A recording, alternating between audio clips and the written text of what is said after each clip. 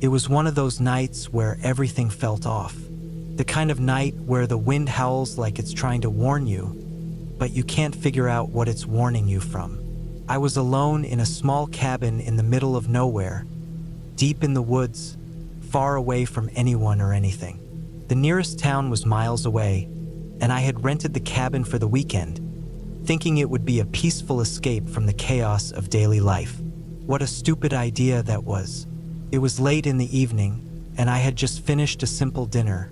Nothing fancy, just some pasta I had cooked over a small stove. The cabin had no electricity, only a dim lantern hanging from a wooden beam overhead. The air smelled of pine and wet earth, and the sound of the wind outside made the old wood creak like it was alive. It wasn't exactly comforting. I had been hearing strange sounds all night.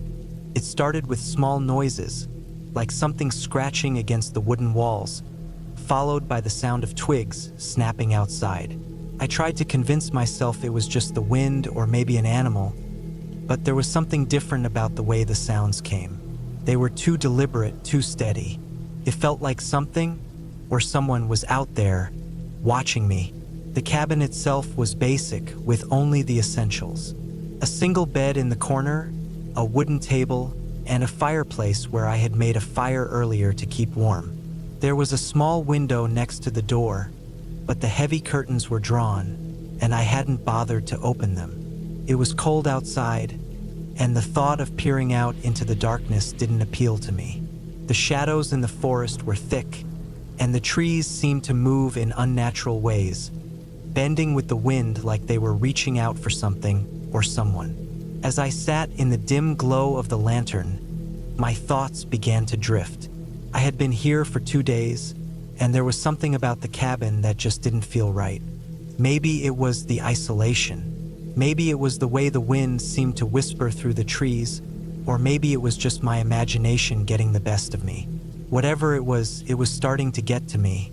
Around midnight, I decided to head to bed. My legs were tired from the hike I had done earlier in the day, and the warmth of the fire had made me drowsy. I blew out the lantern and crawled into bed, pulling the thin blanket up to my chin. The bed creaked beneath me as I shifted, trying to find a comfortable position, but sleep didn't come as easily as it should have. The wind outside picked up again, and with it came that eerie, scratching sound against the wood. It wasn't like anything I had heard before. It was rhythmic, almost like something was pacing along the walls, tapping lightly, as if trying to get my attention. My heart began to race, and I felt a sudden wave of unease. I told myself it was just the wind, but deep down, I knew something was wrong. Then I heard it, a soft thud. It was coming from the roof. I froze, my breath catching in my throat. I had no idea what it was. A branch? A raccoon? Or something else? I stayed perfectly still, listening for any other sounds. The thud came again, followed by a scraping noise, as if something was dragging along the roof. I sat up slowly, my hands trembling, my mind racing with possibilities. What the hell was that? I couldn't just lie there and ignore it. My curiosity got the better of me, and I grabbed a flashlight from the bedside table. I crept toward the window, parting the curtains just enough to peer outside. The beam of light flickered across the dark expanse of trees and the surrounding forest. There was nothing. The woods were still, almost unnaturally so. But as I scanned the darkness, I noticed something. A shadow, moving quickly across the ground near the edge of the trees. My heart skipped a beat. I couldn't make out what it was, but I knew it wasn't an animal. It was too tall, too human. The light flickered again, and the shadow vanished. I jerked back from the window, my breath coming in short gasps. What the hell was going on? I couldn't shake the feeling that something was out there, watching me. I didn't know what to do. The sensible thing would have been to leave, pack up, and head back to the town. But I wasn't about to let some strange shadow chase me out of the cabin. I had come here for peace and quiet, not to be scared out of my wits. So, I did what anyone would do in a situation like this. I grabbed a coat and went outside. The night air was freezing, and my breath formed little clouds as I stepped onto the wooden porch. The forest around me was silent, too silent, as if the entire world had stopped moving. The only sound was the rustle of the trees in the wind. I could feel my heart pounding in my chest, but I forced myself to breathe steadily. If I didn't do this, I would never be able to shake the feeling that something was lurking just beyond the trees. I walked around the perimeter of the cabin, shining the flashlight in every direction. The beam of light bounced off the trees, illuminating their twisted branches. I didn't see anything. No footprints, no signs of anything moving in the brush. But then I heard it again, a rustling in the bushes. I spun around, shining the light toward the sound. Nothing. The bushes were still. I kept moving, checking every corner of the cabin, every inch of the surrounding area. The closer I got to the woods, the more unsettled I felt. It was as if the trees themselves were closing in on me, casting long, distorted shadows that seemed to move on their own. And then I saw it, a figure standing just inside the tree line. It was tall, too tall, and it was looking right at me. My breath caught in my throat. Couldn't move, couldn't speak. It was as if my body had frozen in place, paralyzed by the sight of this thing standing in the dark. The figure didn't move. It just stood there, staring at me, its face hidden in the shadows. The wind picked up again, howling through the trees, but the figure remained still. I had no idea who or what it was, but I knew I had to get back inside. Slowly, I backed away, my eyes still locked on the figure, never letting it out of my sight. When I finally reached the porch, I turned and bolted through the door, slamming it behind me. My heart was racing, my hands shaking as I locked every bolt and secured every window. I didn't know what I had just seen, but I wasn't about to stick around to find out. The rest of the night was a blur. I spent hours lying in bed, wide awake, listening for any sounds outside, but nothing came. The wind died down, and the forest returned to its eerie silence. I don't know when I finally fell asleep, but when I woke up the next morning, it was as if nothing had happened. The sun was shining, the birds were chirping, and the cabin looked exactly the same as it had the day before. But I knew better. Whatever I had seen the night before, it was real, and it was still out there somewhere in the woods. I didn't wait around to find out. I packed up my things, locked the cabin, and left as quickly as I could. As I drove down the narrow dirt road, I glanced in my rearview mirror. The cabin was still there, but I couldn't shake the feeling that something was watching me from the woods. I haven't gone back to that cabin, and I never will. But sometimes when I'm alone at night, I can still hear that scratching sound, and I know whatever it was is still out there, waiting for someone else to wander too close.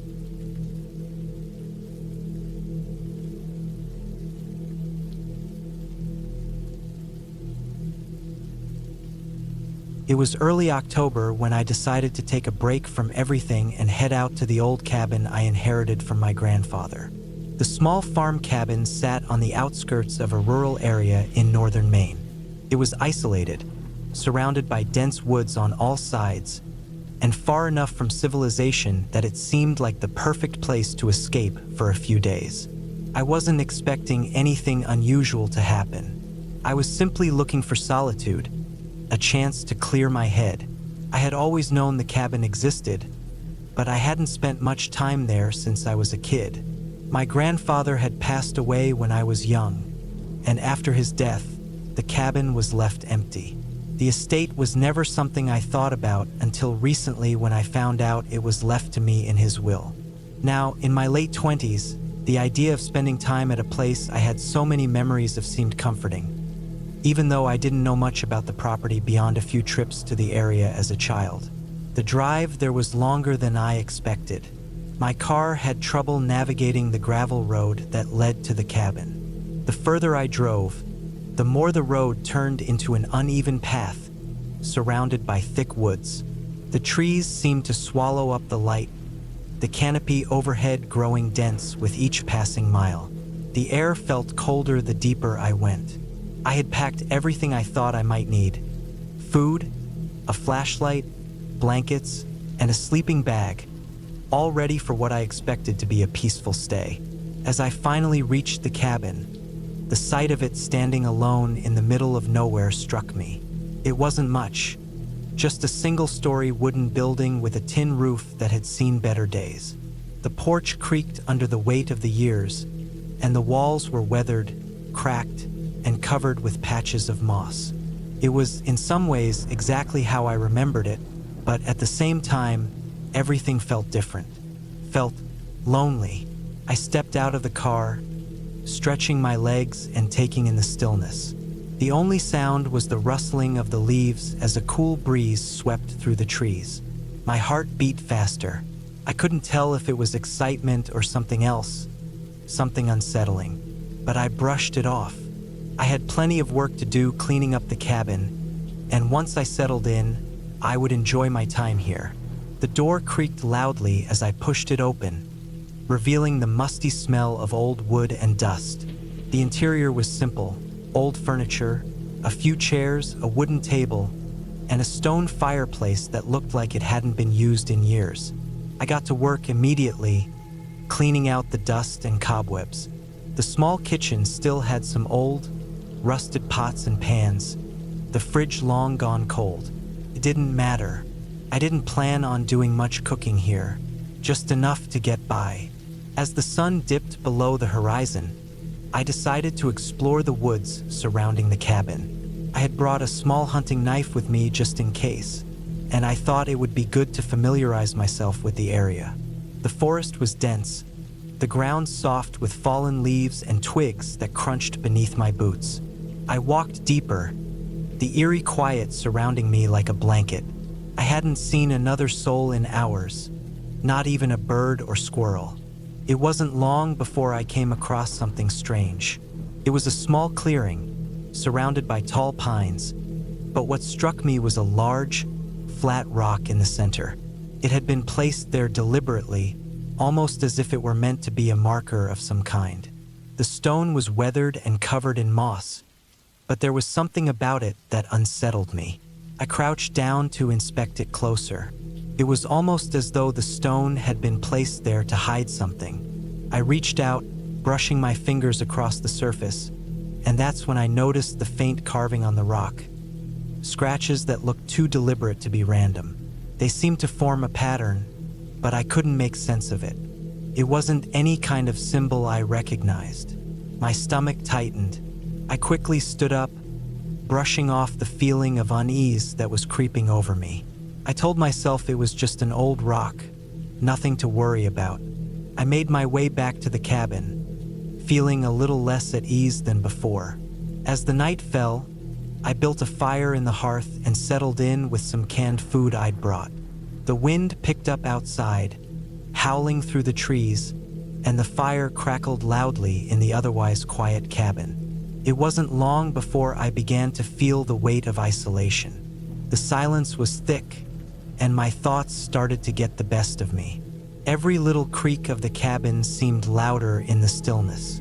My mind wandered back to the strange rock I'd found in the woods. What was it doing there? Why was it so out of place? The night dragged on, the fire burning lower, until I finally decided to get some sleep. But as soon as I lay down, I couldn't shake the feeling that I wasn't alone. I pulled the blankets up, trying to ignore the hairs on the back of my neck standing up. I told myself it was just the isolation getting to me. Still, sleep didn't come easy. It was in the middle of the night when I was jolted awake by a sound, a rustling outside, too distinct to be the wind. My heart raced. I grabbed the flashlight from the table beside my bed, my hand shaking as I fumbled to turn it on. I held the light up to the window, peering out into the dark yard. For a moment, I saw nothing. Then, a shadow moved in the distance. It was too far away to make out, but it was there. Something or someone moving in the darkness. I grabbed the hunting knife, more for reassurance than anything else, and cautiously made my way to the front door. My mind raced with possibilities. Could be an animal, I reasoned. A bear or a moose, maybe. But the longer I stared into the woods, the more I began to doubt that explanation. The shadow was too deliberate in its movement. I stood frozen in the doorway, my ears straining to catch any sound. The rustling continued, growing louder.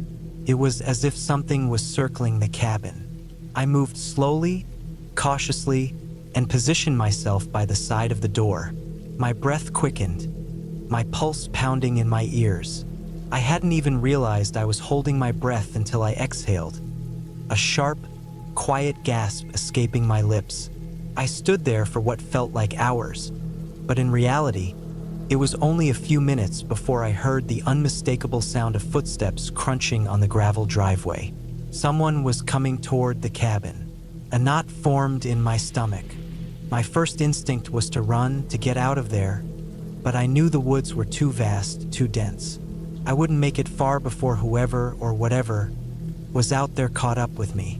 I slowly moved back into the cabin, my eyes scanning the windows for any sign of movement. It was then that I heard a knock at the door, slow, deliberate, and far too calm. My body tensed, my hand tightening around the knife. I wasn't sure how much time passed before the knocking stopped, but when I finally dared to look outside again, the shadow was gone. It was as if it had vanished into thin air. The woods were still once more, and for a moment, I thought I might have imagined it all. But when the sun rose the next morning, I found something on the porch. A small, hand-carved wooden figure sat in the middle of the steps, its face crudely etched, its body twisted unnaturally. It was the same figure as the carving on the rock. My heart sank as I realized that the strange markings I had seen on the stone weren't just random scratches. They were part of something bigger, something deliberate. I packed up and left the cabin as quickly as I could, my nerves still on edge. The drive back to town was long and quiet, but the image of that wooden figure stayed with me. I don't know what I found in the woods that night. I don't know who or what had been out there, but I knew one thing for certain. I was never going back to that cabin again.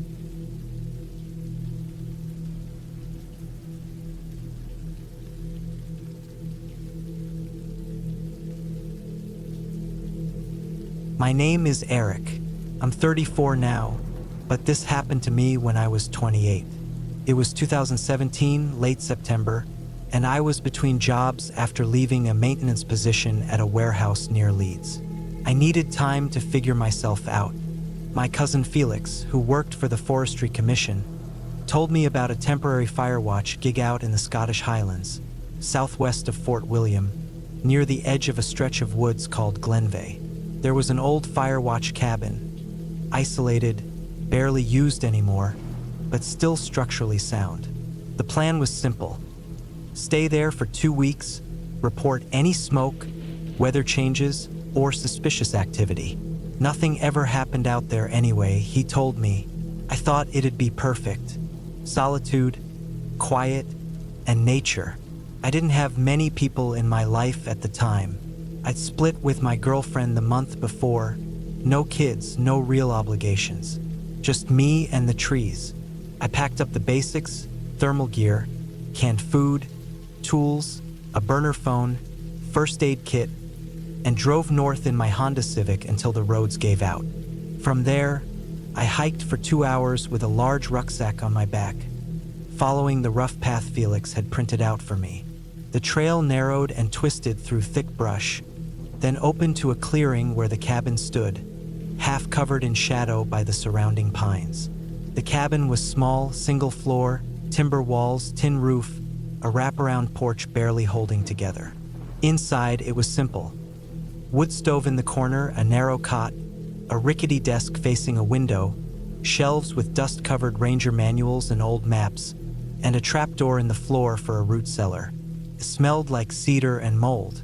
My cousin had visited a few days before to stock the place with firewood and leave some supplies. Bottled water, a few gas canisters, more canned food, and a shortwave radio. It was only meant for emergencies. The first few days were quiet. I woke early, walked the trail, took notes, scanned the ridgelines for smoke. The air was cold and clean. There was something about how far away everything felt. No cars, no phone signal, no hum of streetlights. At night, I sat on the porch wrapped in a blanket, watching the stars. The forest sounded alive out there. Wind through pine, cracks of branches, sometimes distant owls. It was calming, but never completely quiet. Not like people imagine. The fourth night, I woke around 2:30 a.m. to a sound just outside. Not the usual tree creak or small animal rustle. Something heavier, slow crunching on the dead leaves. I sat up, heart pounding, and listened. It circled the cabin. One step, pause. Another step. It stopped near the back wall. I held my breath. I didn't move. Eventually, whatever it was walked off into the trees. In the morning, I found tracks in the frost-covered ground. Human, but wrong. The shape was barefoot, but the toes were long, spread too far apart. There were claw-like indents at the tips. I convinced myself it had to be some animal, maybe a badger or something dragging its paws weirdly. I tried not to dwell on it. That night, it came back. I heard it again. This time, it sounded like it was dragging something. Maybe a stick. Maybe its own foot. Couldn't tell. I stayed completely still in bed, listening to it circle the cabin, then stand at the door. I thought about grabbing the axe by the stove, but didn't want to make a sound. After a while, it walked off again. The next day, I found more prints, circling around the porch. Same shape, same barefoot, wide gait. I stopped sleeping properly after that. I kept the fire going longer, drank coffee through the night, kept the axe close. The woods didn't feel calm anymore. Even in daylight, it felt like something was watching me, like the trees were hiding something. I walked less, stayed near the cabin. I started locking the front door with a chain from my rucksack. On the sixth day, around sunset, I saw movement on the ridge to the east, a tall shape between the trees. At first I thought it was a deer, but it stood upright. Long limbs, pale skin that looked wrong under the fading light. I blinked, and it was gone. I stared at the trees for what felt like an hour. Nothing moved. I kept telling myself it had to be a trick of the light, maybe exhaustion. I tried the radio that night. No signal, just static. I kept it on for hours, hoping for a flicker of sound. Nothing came through. I didn't sleep. I sat at the window with a blanket and the axe, staring at the tree-line. Around 3 a.m., I saw something again, not far from the porch. It stepped just beyond the edge of the trees, tall, thin, with a strange bend to its posture, like it was leaning too far forward. I couldn't see its face. It didn't move like a person. Twitched, shoulders jolting, head jerking slightly, side to side, like a predator trying to pinpoint sound. It took a few steps closer, stopped, then stepped back into the dark. In the morning, I walked to where it had stood. More tracks, deep ones this time, the same clawed bare feet, but spaced far apart, like it had a huge stride. I found a tuft of dark hair snagged on a branch. It looked almost human. I burned it in the stove. That day, I planned to leave. I packed everything, tried to retrace my trail back to where I'd come from, but I couldn't find it. The trees looked different. Landmarks were wrong. I walked in circles for hours. Every time I thought I found the right direction, something would change. Like a large tree that hadn't been there before or a boulder that felt unfamiliar. Eventually, I gave up and returned to the cabin. I was shaking when I got inside.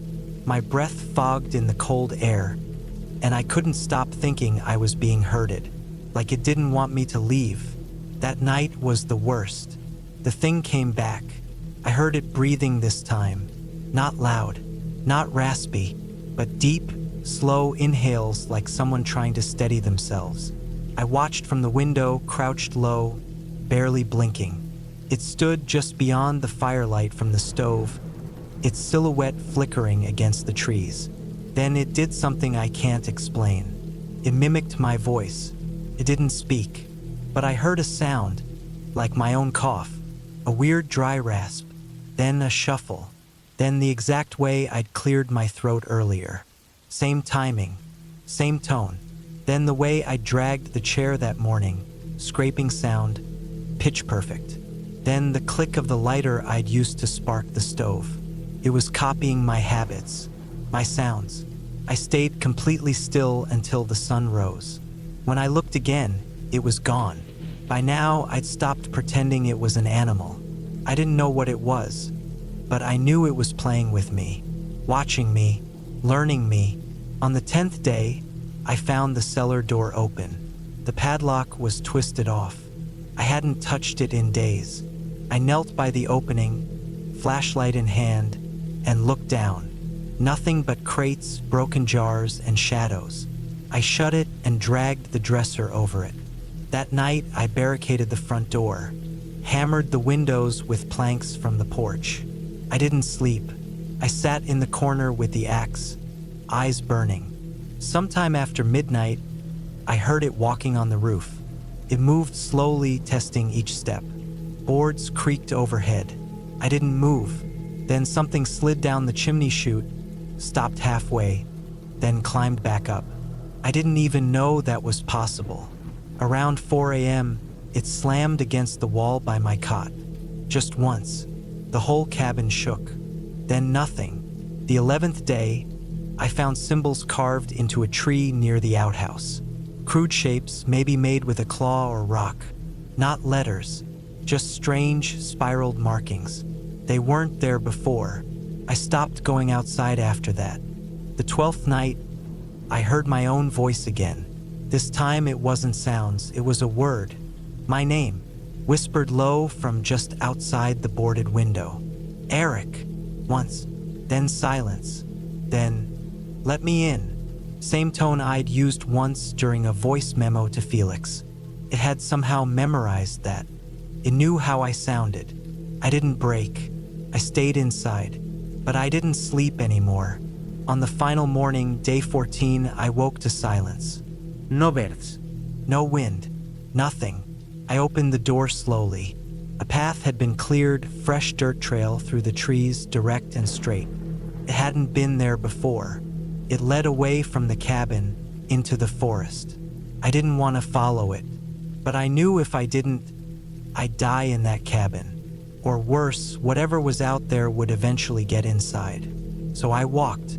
The path was unnatural. No undergrowth, no branches. Just straight, packed dirt. After 2 hours, I found the old trail again. The real one. I followed it until my legs gave out, then stumbled into a ranger station another 4 miles down. They called Felix. He came to get me. I didn't tell them what happened, just said I'd gotten lost. They chalked it up to isolation, bad weather, poor sleep. But I know what I saw. I still see it in dreams sometimes. Tall, wrong shape, long limbs, head tilted too far. And the voice, my voice, echoing outside my window.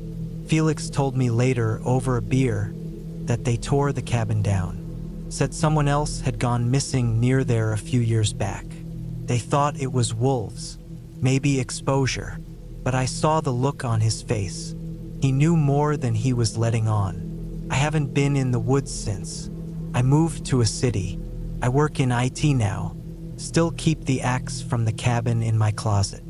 It's rusted, but I don't throw it away, just in case, because I know it's still out there, and I think it remembers me.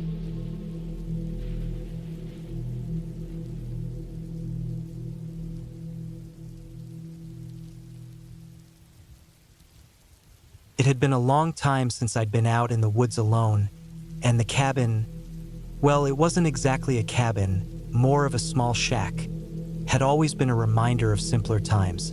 I'd inherited it from my uncle, who'd passed away a few months ago. He was a quiet man, always staying to himself, living off the grid in a way I never fully understood. I'd gone up to the place maybe once or twice when I was younger, but I hadn't seen it in years.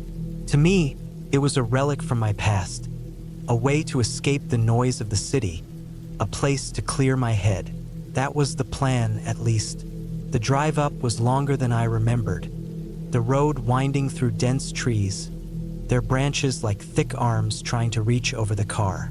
There was something eerie about it. Maybe it was the time of year, late fall, just before winter hit. The air was crisp, the sun was low in the sky, and everything seemed quieter than it should have been. I pulled the truck into the gravel driveway of the cabin just as the last bit of daylight began to fade. The place was run down, to be honest. The wood of the walls had grayed with time, and the porch was crooked, sagging under the weight of years. There were no neighbors for miles, no signs of life, just trees, lots of trees. It felt like I was stepping into an old, forgotten world. I grabbed my gear from the truck, a bag of food, a few tools, my rifle, and made my way inside. The door creaked loudly, protesting against the wind as I pushed it open. The smell of dust and old wood hit me right away. The cabin was just one room, with a small kitchen area, a table in the center, and a fireplace that looked like it hadn't been used in years. The bed was a simple cot pushed up against the far wall, a faded quilt thrown on top. I put my things down, took a deep breath, and felt the tension from the city begin to slip away. It was peaceful. Too peaceful, I thought. I started a fire in the fireplace, using the dry kindling and logs stacked neatly in the corner. The crackling flames warmed the small cabin, and for a moment, it felt like I could relax. I sat down in the old chair by the fire, staring into the flames, letting the sounds of the woods fill the silence. Birds calling to each other, the wind rustling the leaves outside. Everything was normal, too normal. I went to bed early that night. It had been a long day, and the chill of the air outside made the warmth of the cabin inviting. But sleep was hard to come by. The floorboards creaked with every shift, and I kept hearing noises. At first, I chalked it up to the wind, or maybe an animal moving around outside. But there was something off about it. The way the sounds were too rhythmic, like footsteps. I told myself it was nothing, that I was just on edge from being in a place I hadn't visited in so long. But then the noises stopped. The silence that followed was heavier than the night before. I lay there, staring at the ceiling, straining my ears. There was no wind now, no animals, just an oppressive quiet. It was as if the forest had gone still, holding its breath. I tried to shake the feeling, to convince myself that everything was fine. But that nagging feeling in the pit of my stomach wouldn't go away. I finally got up and went to the window, peering through the blinds. The outside world was pitch black, the trees pressing in close to the cabin, shadows in the night. There was no movement, no sign of anything unusual. I sighed and returned to bed, determined to get some sleep. Around 3 a.m., I woke up with a start. There was something outside, something moving. My heart raced as I listened. I could hear the faint sound of something brushing against the cabin's walls, scraping lightly across the wood. I told myself it was just an animal, maybe a raccoon or a deer, but there was a weight to the sound that didn't feel right. It wasn't random, the way an animal would move. It was deliberate, purposeful. I grabbed my rifle from beside the bed and moved cautiously to the door. I slowly turned the knob and cracked the door open, peering out into the darkness. The air outside was cold, the night still, the only noise being the sound of my own breathing. I listened closely, but the scraping sound had stopped. Everything was silent again. I stepped outside, keeping close to the cabin, my footsteps soft on the ground. My breath fogged in the air, and I could feel the hairs on the back of my neck standing up. Something about this place wasn't right. I hadn't come up here expecting to feel this unsettled. I was supposed to be relaxing, getting away from everything, but now I felt like I was being watched. The woods were deep around me, and the moonlight barely pierced through the thick canopy. I felt exposed, out of place. The cabin felt like a tiny island in the middle of a vast, dark ocean. I took a few steps forward, keeping my eyes peeled for any sign of movement. And that's when I saw it. Just beyond the trees, near the edge of the clearing, something moved. It wasn't an animal. It wasn't a shadow. It was a figure, tall, thin, draped in something dark that blended with the night. The figure didn't move like a person. It shifted slowly, unnaturally, as if it was more part of the woods than a human being. My breath caught in my throat as I froze, my mind racing. I couldn't make out any features. It was too far away, too hidden in the shadows. But I could feel its presence, like it was studying me, waiting for something. I raised my rifle slightly, but I didn't aim it. I wasn't sure what I was aiming at, but the instinct to be ready was strong. My hands were shaking, and I realized then just how far out of my depth I was. I was used to hunting animals, to spending time in the woods, but this felt different. This felt wrong. The figure didn't move closer, but it didn't leave either. It just stood there, motionless, watching. And then, after what felt like an eternity, it slowly disappeared back into the trees. I didn't wait to see if it would come back. I rushed back into the cabin, slamming the door shut behind me and locking it. I spent the rest of the night staring out of the cabin's small windows, rifle in hand, my mind racing with every possible scenario. I couldn't explain what I'd seen. There was no way it was a person. Not with the way it moved, not with the way it blended into the night. My thoughts ran wild with possibilities. Was it some kind of hunter, someone else lost in the woods? Or was it something else, something I didn't want to believe in? The next morning came slowly, the sun barely peeking through the thick trees. I didn't sleep a wink. I packed up my things as quickly as I could, the uneasy feeling in my gut growing stronger. I didn't know what I'd encountered the night before, but I wasn't sticking around to find out.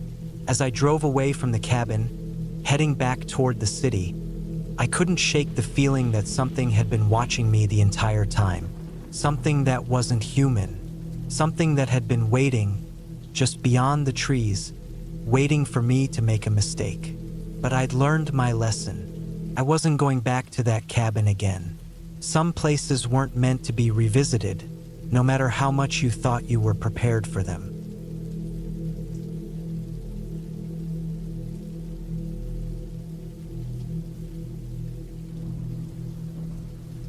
My name is Ryan Cook. I was 38 years old when I booked the glass cabin in Western Canada. This was in 2019, late September. I was burned out. I'd been working long hours at an engineering firm in Calgary. I'd gone through a divorce earlier that year. I'd been drinking too much, sleeping too little, and barely speaking to anyone outside of work. I found the cabin online, one of those places made for digital detox, the kind of retreat people went on when they needed to disappear for a while without making it a big deal. It was advertised as a small, off-grid cabin with full glass walls on 3 sides, buried in the forest 3 hours from Kamloops. They called it the Lookout. It was marketed for peace and clarity. There was no internet, no phone signal, no running water. Just solar power for lights and a propane stove. You brought your own supplies. You boiled your own water. You were supposed to reconnect with yourself. That kind of thing. Sounded perfect. I packed up my black SUV with a week's worth of supplies. Canned food, bottled water, my old camping gear, a couple notebooks, my sleeping bag, a satellite phone, and my dad's .308 hunting rifle that I hadn't touched in years.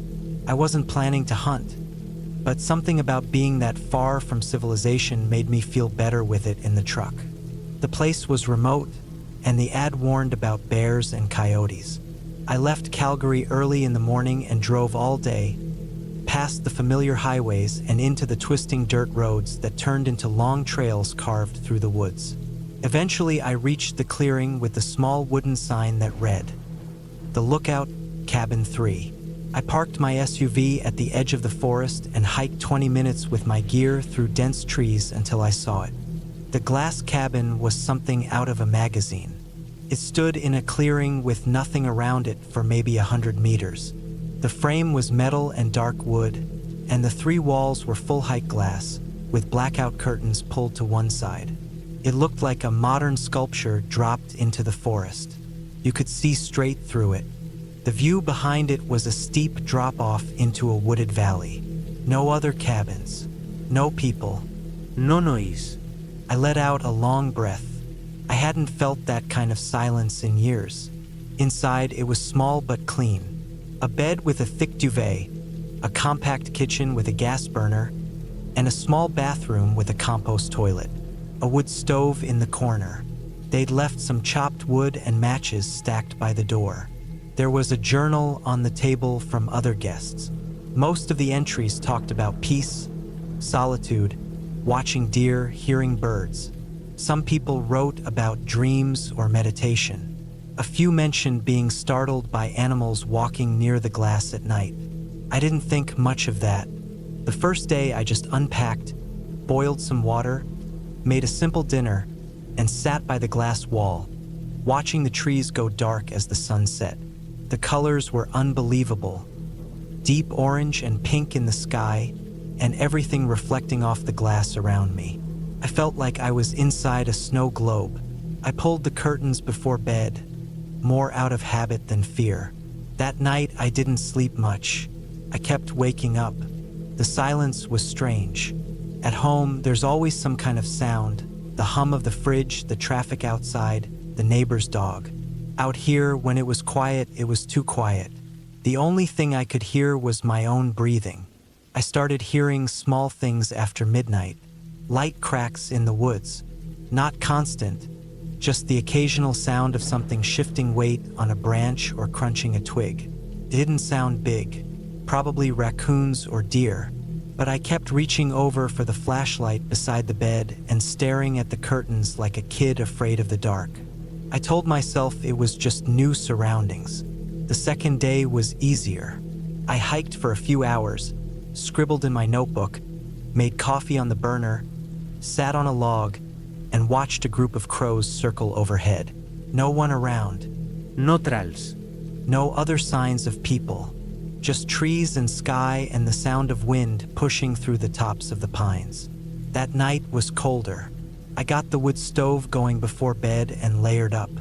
I kept the curtains closed again, but I made a mistake. I didn't latch the one nearest the bed properly.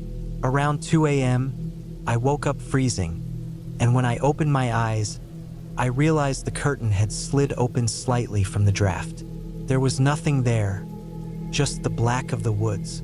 But I sat up and stared at the glass for a long time. My eyes played tricks on me.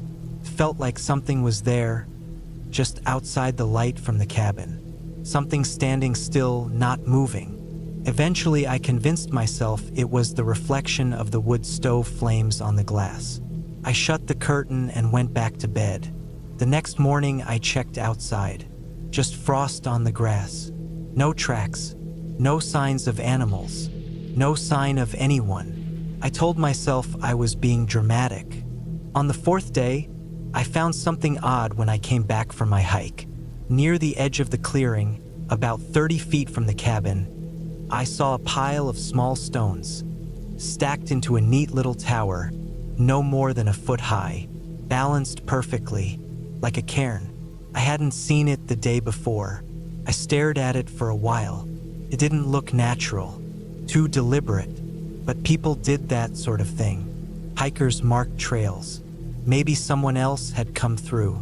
Maybe someone built it weeks ago and I just hadn't noticed it. Still, it set me on edge. There was no trash, no boot prints, nothing around it. Just the stones and the silence. I walked a slow circle around the cabin, looking for anything else. Nothing was disturbed. That night, I latched the curtains tight. I kept the axe beside the bed, just in case. The 5th day was uneventful. I wrote in the notebook, boiled more water, sat in the sun. I was starting to enjoy the rhythm. I stopped checking my watch. The quiet didn't bother me as much. But the sixth night was different. I woke up around 1:30 a.m. My mouth was dry. I sat up to drink water, and that's when I realized 2 curtains were open. One on the north wall and one directly across from the foot of the bed. I was sure I had shut them. I got up slowly. The moon was out, bright and high. The woods were lit just enough to see shapes and movement. I stood still, watching the tree lean through the glass. Then I saw something move. It was far, maybe 60 feet back, just past the slope down into the trees. A figure, tall, thin, unmoving, just standing between 2 trees. I stood there barefoot on the cold floor, staring at it. It didn't move, not for minutes. I backed up, grabbed the rifle from under the bed, and stood by the wall, peering through the side of the curtain. The figure wasn't there anymore. I didn't sleep the rest of the night. I kept the fire going and the rifle across my lap. In the morning, I went outside with shaking hands and circled the entire clearing again. No footprints. No sign of anything or anyone, but the stone pile was gone, just flattened grass where it had been. I wanted to leave that morning, but something stubborn in me said to wait. I told myself it had to be some local kid playing games. Or maybe I had imagined the figure half dream, half shadow. It was a long hike back to the truck, and I'd have to pack everything. I stayed.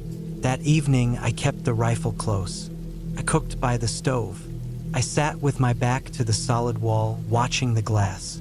And that night, just after midnight, I heard it again. Footsteps, soft, slow, on the dry leaves outside.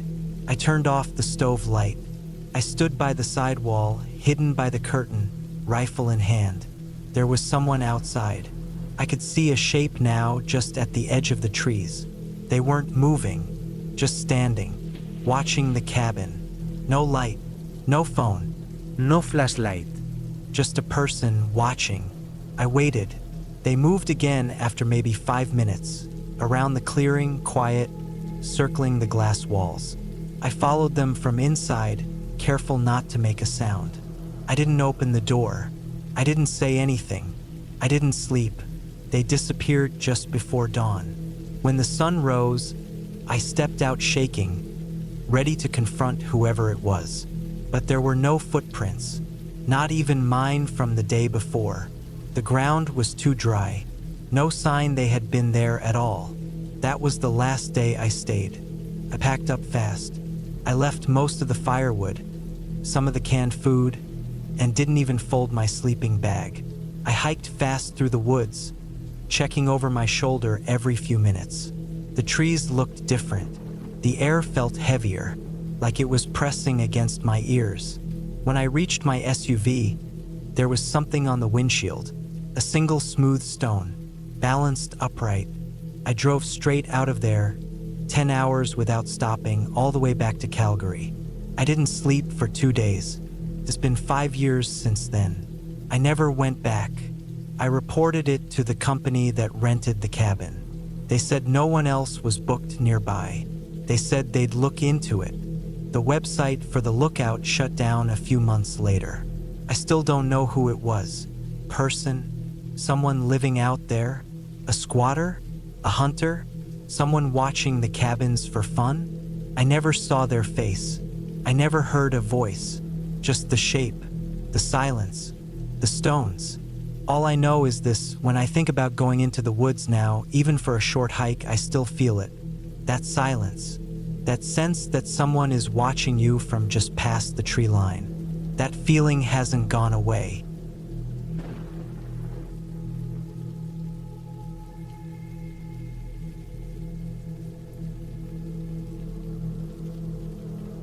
It had been a long day, filled with the kind of work I couldn't escape. The kind of work that never seemed to end, even when the sun dipped below the horizon. A cold, unrelenting rain had been drizzling all afternoon, soaking the ground beneath me and blurring the line between earth and sky. It was supposed to be a weekend getaway, a chance to escape the weight of my job and spend a few days alone. A cabin in the middle of nowhere seemed like the perfect retreat. Quiet, isolated, and far enough from the chaos of the city. The plan was simple: build a small cabin, get some rest, enjoy a few days of peace. The location was ideal, tucked deep within the woods of northern Michigan. It was an area I had visited once or twice before during hunting trips. There was a lake nearby, and the woods stretched for miles, endless and untouched by human hands. That's why I chose it. But as I looked around now, in the midst of this storm, I questioned if I had made the right decision. I had driven out earlier that morning, prepared for what seemed like an easy task: build a basic shelter for the weekend. But things rarely went according to plan. My truck, with its heavy load of wood and tools, had been stuck in the muddy ground for almost an hour before I managed to free it. By the time I started working, the rain had already begun to pick up, and I could tell it wasn't going to stop anytime soon. The sky was dark, heavy with clouds, and the wind had started picking up, making the trees above sway ominously.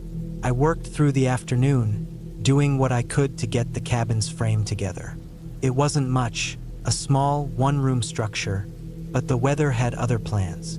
The rain never let up, turning the ground into a slick mess, and by nightfall, the once manageable task had turned into a struggle against the elements. By the time I had the walls framed and a roof partially in place, the darkness had fully settled.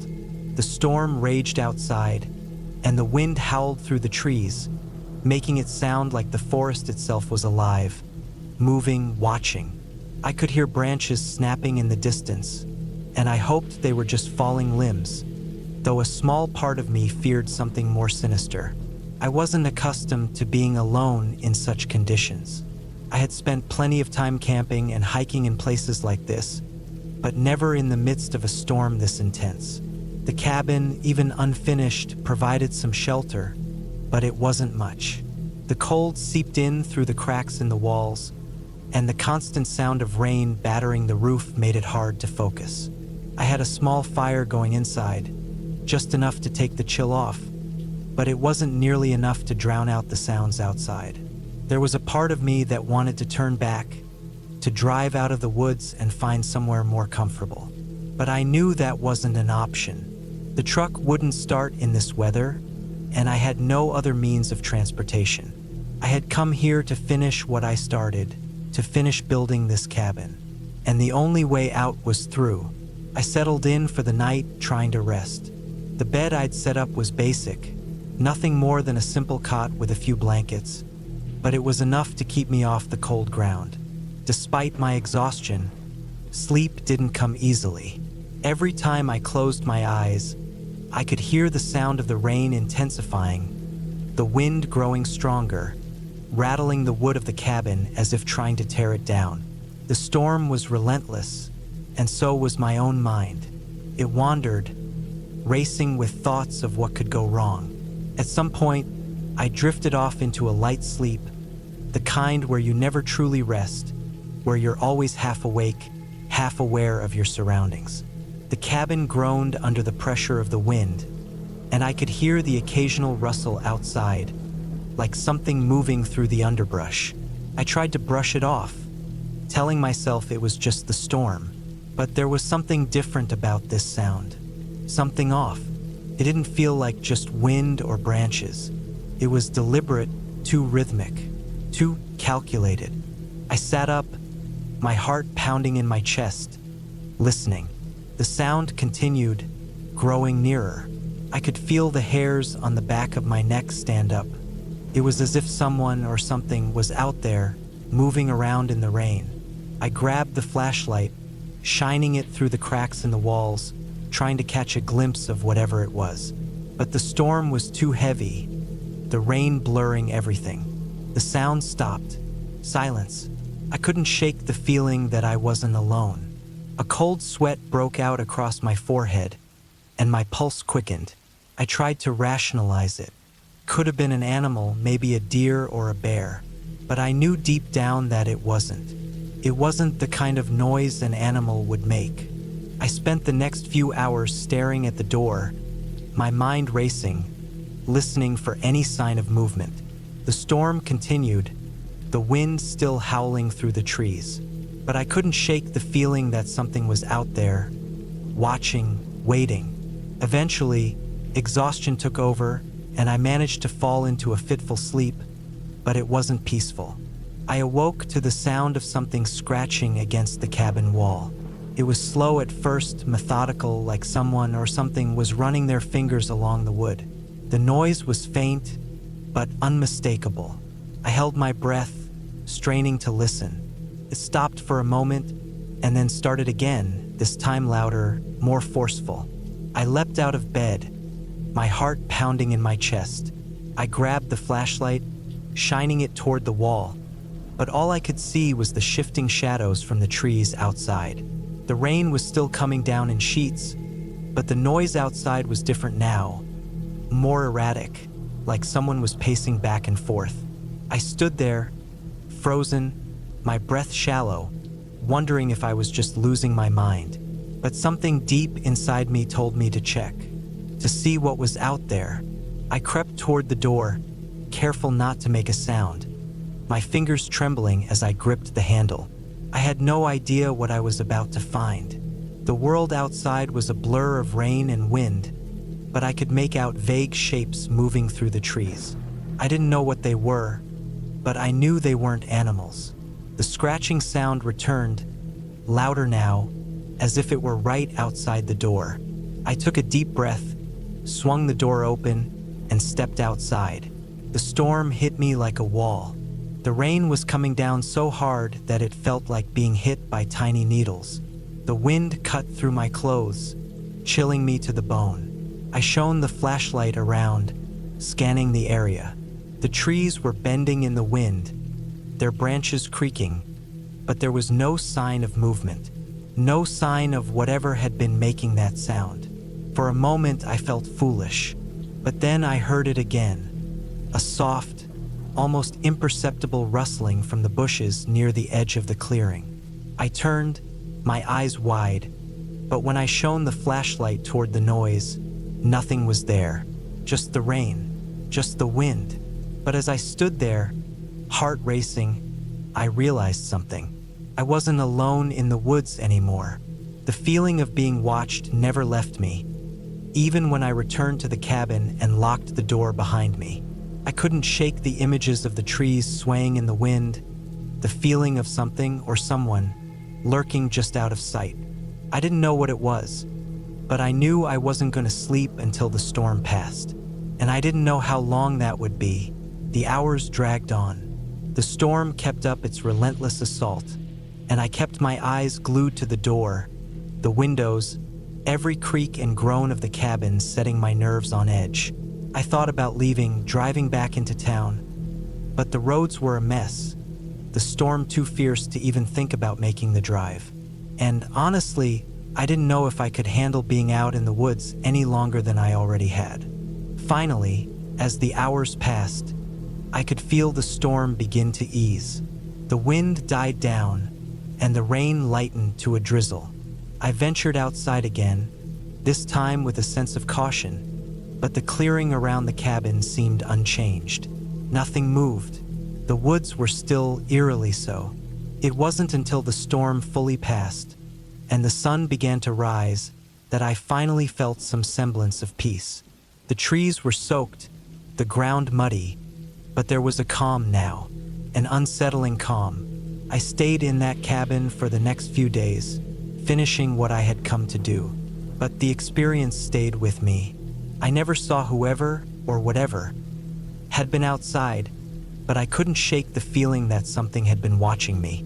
I left the cabin the day the storm broke for good, and I drove back to the city. But I knew one thing for sure. I would never return to that cabin. And for the first time, I understood how it felt to be truly alone in the wilderness. Alone, but never really alone at all.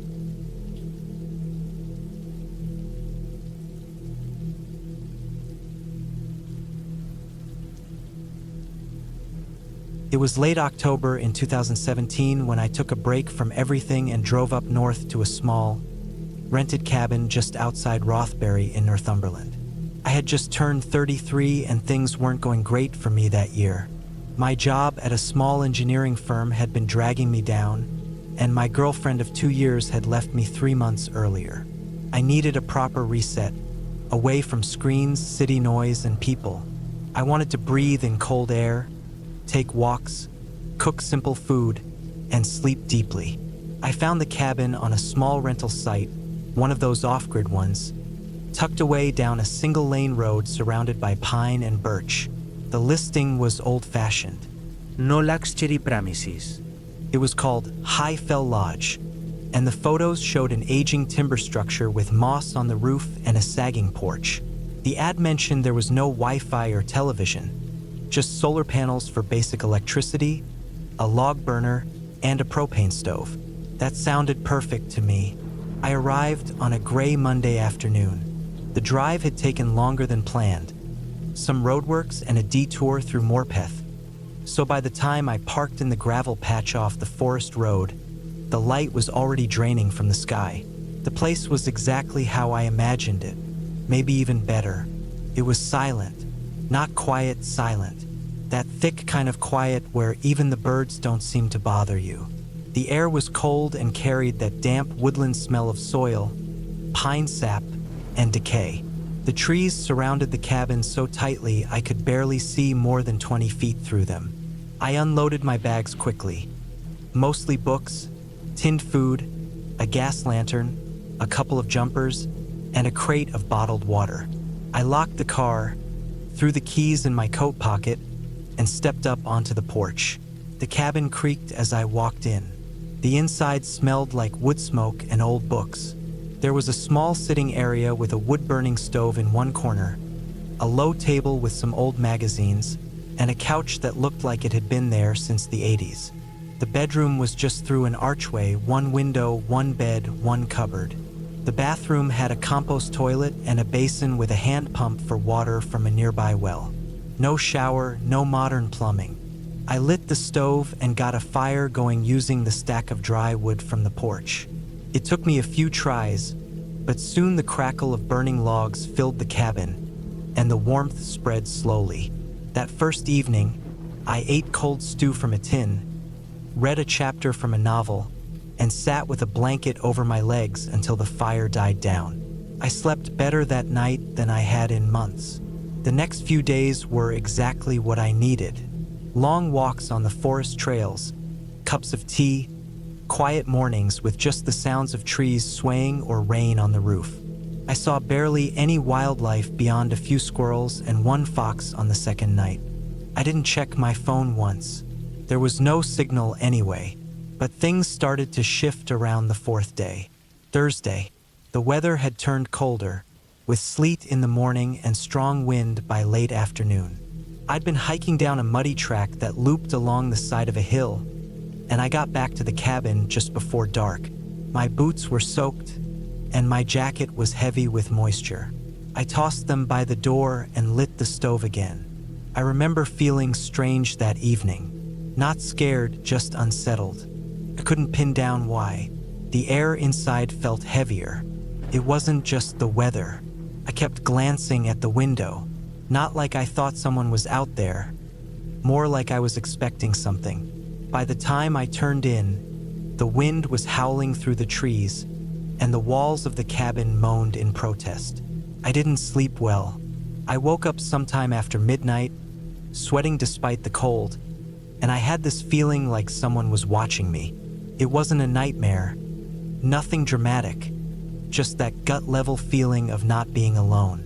I forced myself to check the windows and the door, all locked, then lay back down. I dozed off sometime near dawn. Friday morning, I told myself I was just being paranoid. I went into town for some fresh bread and eggs, just to give myself something to do. Rothbury was quiet, only a few shops open.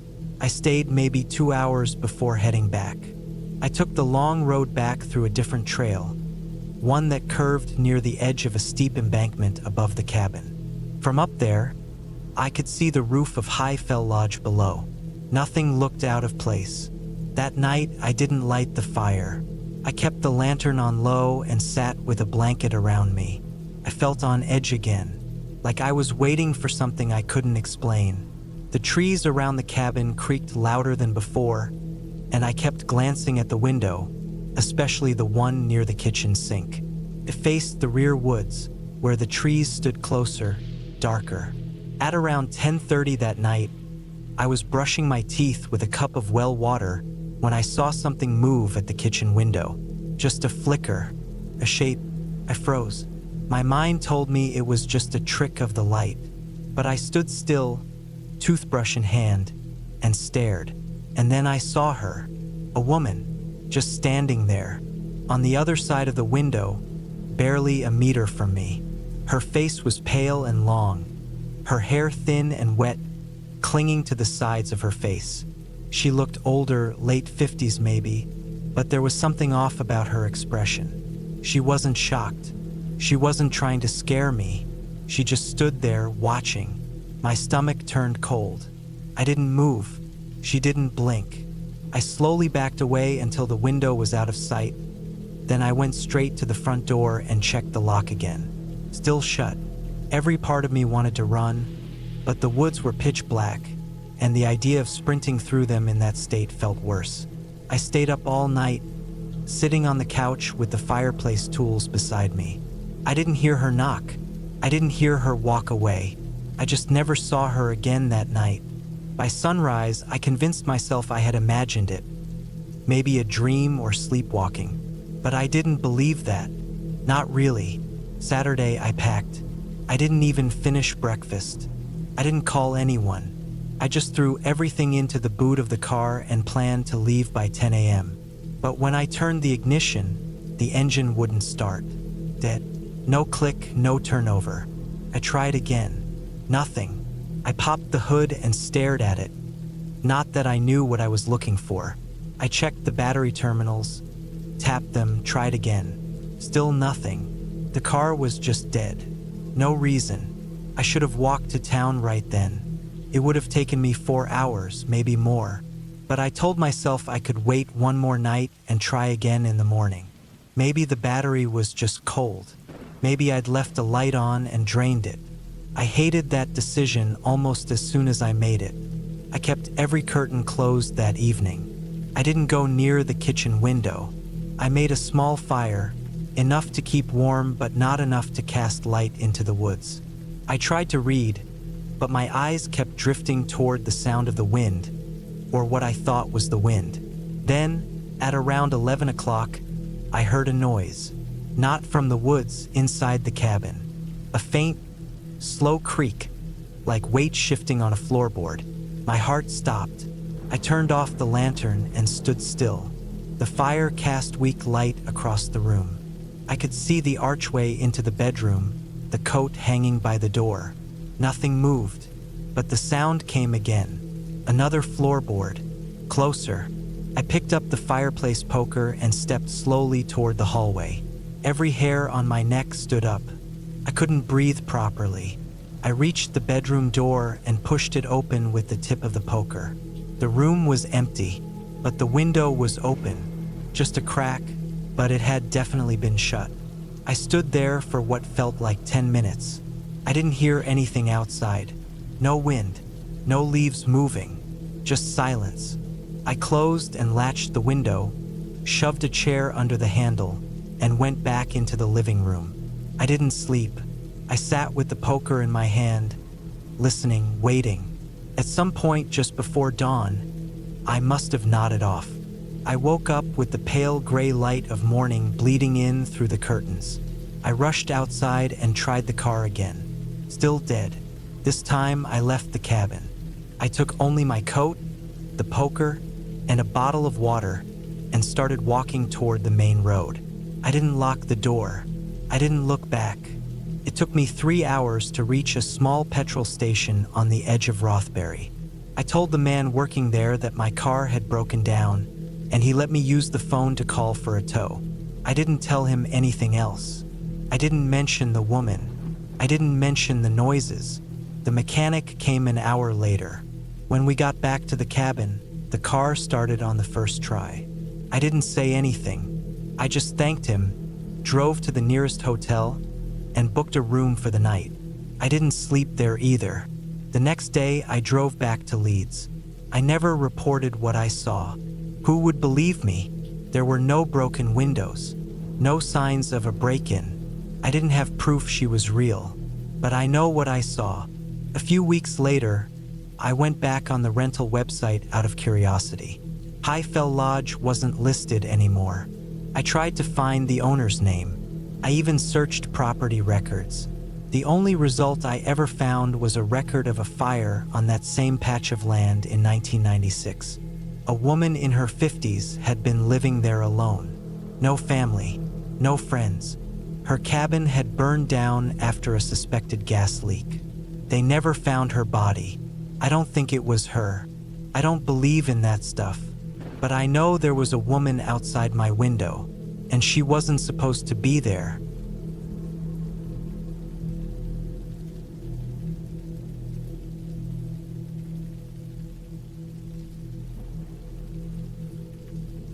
I was 32 when I stayed in that cabin. It was late September 2019, the kind of cold that hits your lungs sharp in the mornings, with the air wet from old rain. My name's Neil Porter. At the time, I was working in logistics, nothing exciting, just supply runs and equipment checks for construction sites. I'd just gone through a drawn-out breakup. Not dramatic, just quiet and ugly. For years of living together reduced to a drawer full of junk and a strained silence before she moved out. I didn't want to talk to anyone. I didn't want to hear advice or sympathy. My cousin Josh owned this little cabin about 3 hours out of Albany, New York. He used it for hunting and said I could crash there if I needed time. It was buried in woods, isolated. No neighbors. No cell signal. Just a dirt road that faded after a while into a footpath. The only access was by foot the last half mile. It sounded like the right kind of silence. I loaded up my Jeep with supplies. Water, canned food, camping gear, a propane heater, a couple jugs of gas, and an old shotgun my dad left me years ago. I didn't expect to use it, but being alone out there, with bears and who knows what else, it felt better to bring it along. I left early on a Friday morning. By noon, I was off the highway, following dirt roads through endless woods. By 1, I was walking the trail the last stretch to the cabin. The place was small, nothing fancy. Just a single room, weathered wood, tin roof, and a tiny outhouse about 20 yards away. It sat in a natural clearing surrounded by pine and birch. The front porch sagged, and the steps creaked under my boots. The inside was just a cot, a wood stove, shelves with dusty cooking gear, and a small table with a couple chairs. I unpacked, swept out the cobwebs, and set up the heater near the door. No electricity, no plumbing, just an old oil lamp and the smell of old wood. I didn't plan to do much. I had a pile of books, a flask of bourbon, and a worn journal I sometimes used when my thoughts got too loud. That first night was uneventful. I made a fire in the stove, ate cold chili from a can, and fell asleep listening to wine drag branches across the roof. The second night, I heard something outside, a crunching in the brush behind the cabin. Could have been a deer, maybe a raccoon. I stayed still and listened. It circled the cabin once, slowly. The brush would rustle, then go quiet, then start again on the other side. I got the shotgun from under the cot and sat by the door. After a while, it stopped. Whatever it was, it didn't come back. By the third day, I'd fallen into a routine. I hiked during the day, gathered wood, read. I was still sleeping light, waking up at the smallest sounds. That third night, though, something was off. I was just about to fall asleep when I noticed it. A flicker through the trees. A light, far off, maybe 100 yards away. Not a fire, not lightning. Just a faint glow between the trees, pulsing slowly. I stared at it for a while, thinking maybe it was someone camping nearby, but the idea didn't sit right. This land wasn't public. Josh had said it stretched a couple hundred acres, and no one came out this far. I turned off the lamp, pulled on my boots, and stepped outside with the shotgun. The air was colder than before. The light flickered again, lower this time. I moved slow, trying to avoid the crunch of dry leaves. I didn't go far, just far enough to try and get a better look. But by the time I reached the edge of the clearing, the light was gone. I stood there a long time, watching, listening. Eventually, I turned back, scanning the trees as I walked. When I got back to the cabin, the door was cracked open. I froze. I knew I'd shut it. I remembered the sound it made when it latched. I walked up with the gun raised. There was no sound inside, but something was wrong. The lamp was out. I'd left it burning. The cot had been moved slightly, and my pack was open, though nothing seemed missing. It felt like the air had changed inside, like someone had breathed in it. I didn't sleep that night. I sat in the corner with the gun across my lap until the sky turned gray. I told myself I was being paranoid. Stress, isolation, whatever, but I started paying more attention. I walked farther during the day, checked the trails, looked for footprints. There was nothing clear, but the woods felt strange now. Still, but alert, like the quiet before something breaks. On the 5th day, I found the tree. I was heading back from a loop trail when I noticed the marks. About 10 minutes from the cabin, a birch tree had deep scratches running down its trunk. Long and deliberate, too far up to be a raccoon or coyote. I counted 6 parallel lines, carved deep into the wood. They weren't fresh, but they weren't old either. I marked the spot with a strip of orange tape from my pack and moved on. That night, the light came back, closer this time, maybe 50 yards out. I didn't go after it. I just watched. It would pulse softly, then fade, then come back. It didn't flicker like fire. It didn't move like a flashlight. It was almost like breathing. I sat with the shotgun across my lap, staring through the window until it vanished. The next morning, I packed. I didn't want to admit it, but I wasn't comfortable anymore. I told myself I'd head back after one more night, just one more. I wanted to prove I could tough it out, that I wasn't letting my own mind push me around. That afternoon, I went out to collect firewood. I stayed within sight of the cabin, didn't want to take chances. As I was breaking down a dead limb, I heard something. Footsteps, not animals. Footsteps, human, slow, deliberate. I crouched down and held still. They were coming from the north, from the direction of that flickering light. I watched the trees. Then I saw movement. A man. He stepped out from behind a pine about 30 yards away. He didn't look at me. He just stood there, facing the cabin. Dressed in dark clothes. Couldn't make out his face. He didn't move, didn't call out. Just stood still for almost a full minute. Then, slowly, he turned and walked back into the woods. I didn't follow. I stayed crouched until I couldn't hear his steps anymore. Then I went straight back to the cabin, locked the door, and didn't leave again. That night, I didn't sleep. No light came, no sounds outside, just the wind and the groan of the old boards. I left at first light, didn't pack everything, left half my gear behind. Just took what I needed and moved fast. The whole way back down the trail, I felt watched. I didn't run, but I didn't stop either. When I finally got to my Jeep, I locked the doors before even starting it. Back in Albany, I didn't tell anyone what happened. Not really. I told Josh the cabin felt off, that I wasn't in the right headspace to be alone. I didn't mention the light, or the man, or the scratches in the tree. A few weeks later, I drove back with him to grab the rest of my stuff. The place was untouched. Cabin looked the same, nothing broken. But the tree with the scratches, it had new marks now, fresh ones, higher up. And this time, there was a pile of stones stacked at the base. Deliberate, like a marker. I didn't stay long. I got my gear, didn't say much, and left. I haven't gone back since.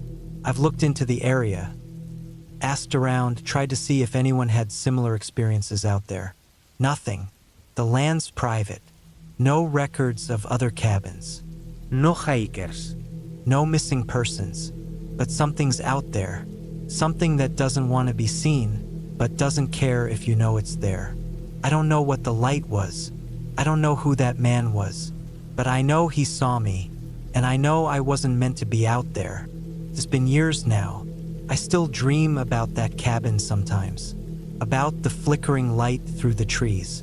About standing at the window with the shotgun across my lap, waiting for something I didn't understand. I live in the city now. Noise comforts me. I sleep better with traffic outside the window than I ever did with silence in those woods. Some places aren't empty just because no one's living in them. Some places watch you, and I won't go back.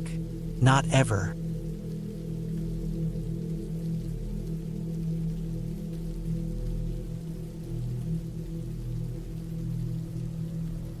It was early fall when I decided to escape the chaos of the city. The constant noise, the endless traffic, the pressure. It had all gotten too much. I needed a break. The plan was simple. Drive into the French countryside, find a secluded cabin, and spend a few days alone. Just me, the forest, and the quiet. No distractions. No one to bother me. I had found the cabin online. It was located in a small, remote village, a few hours outside of Paris. The pictures looked perfect. An old stone cabin tucked deep into the forest, surrounded by trees, with a small creek running nearby. The kind of place that seemed almost too good to be true. But I didn't care. I needed it. I had already put a deposit down, and the owner, a man named Etienne, assured me that it was everything I was looking for.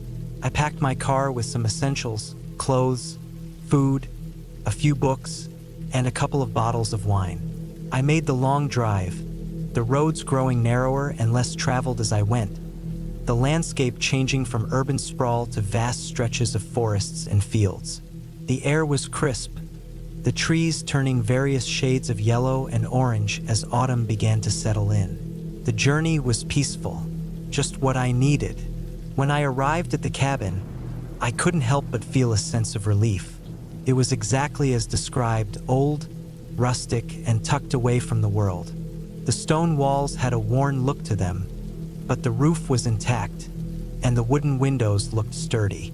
There was a small porch with a couple of rocking chairs, and the sound of the creek nearby made the air feel even more serene. I parked my car and stepped out, breathing in the cool, fresh air.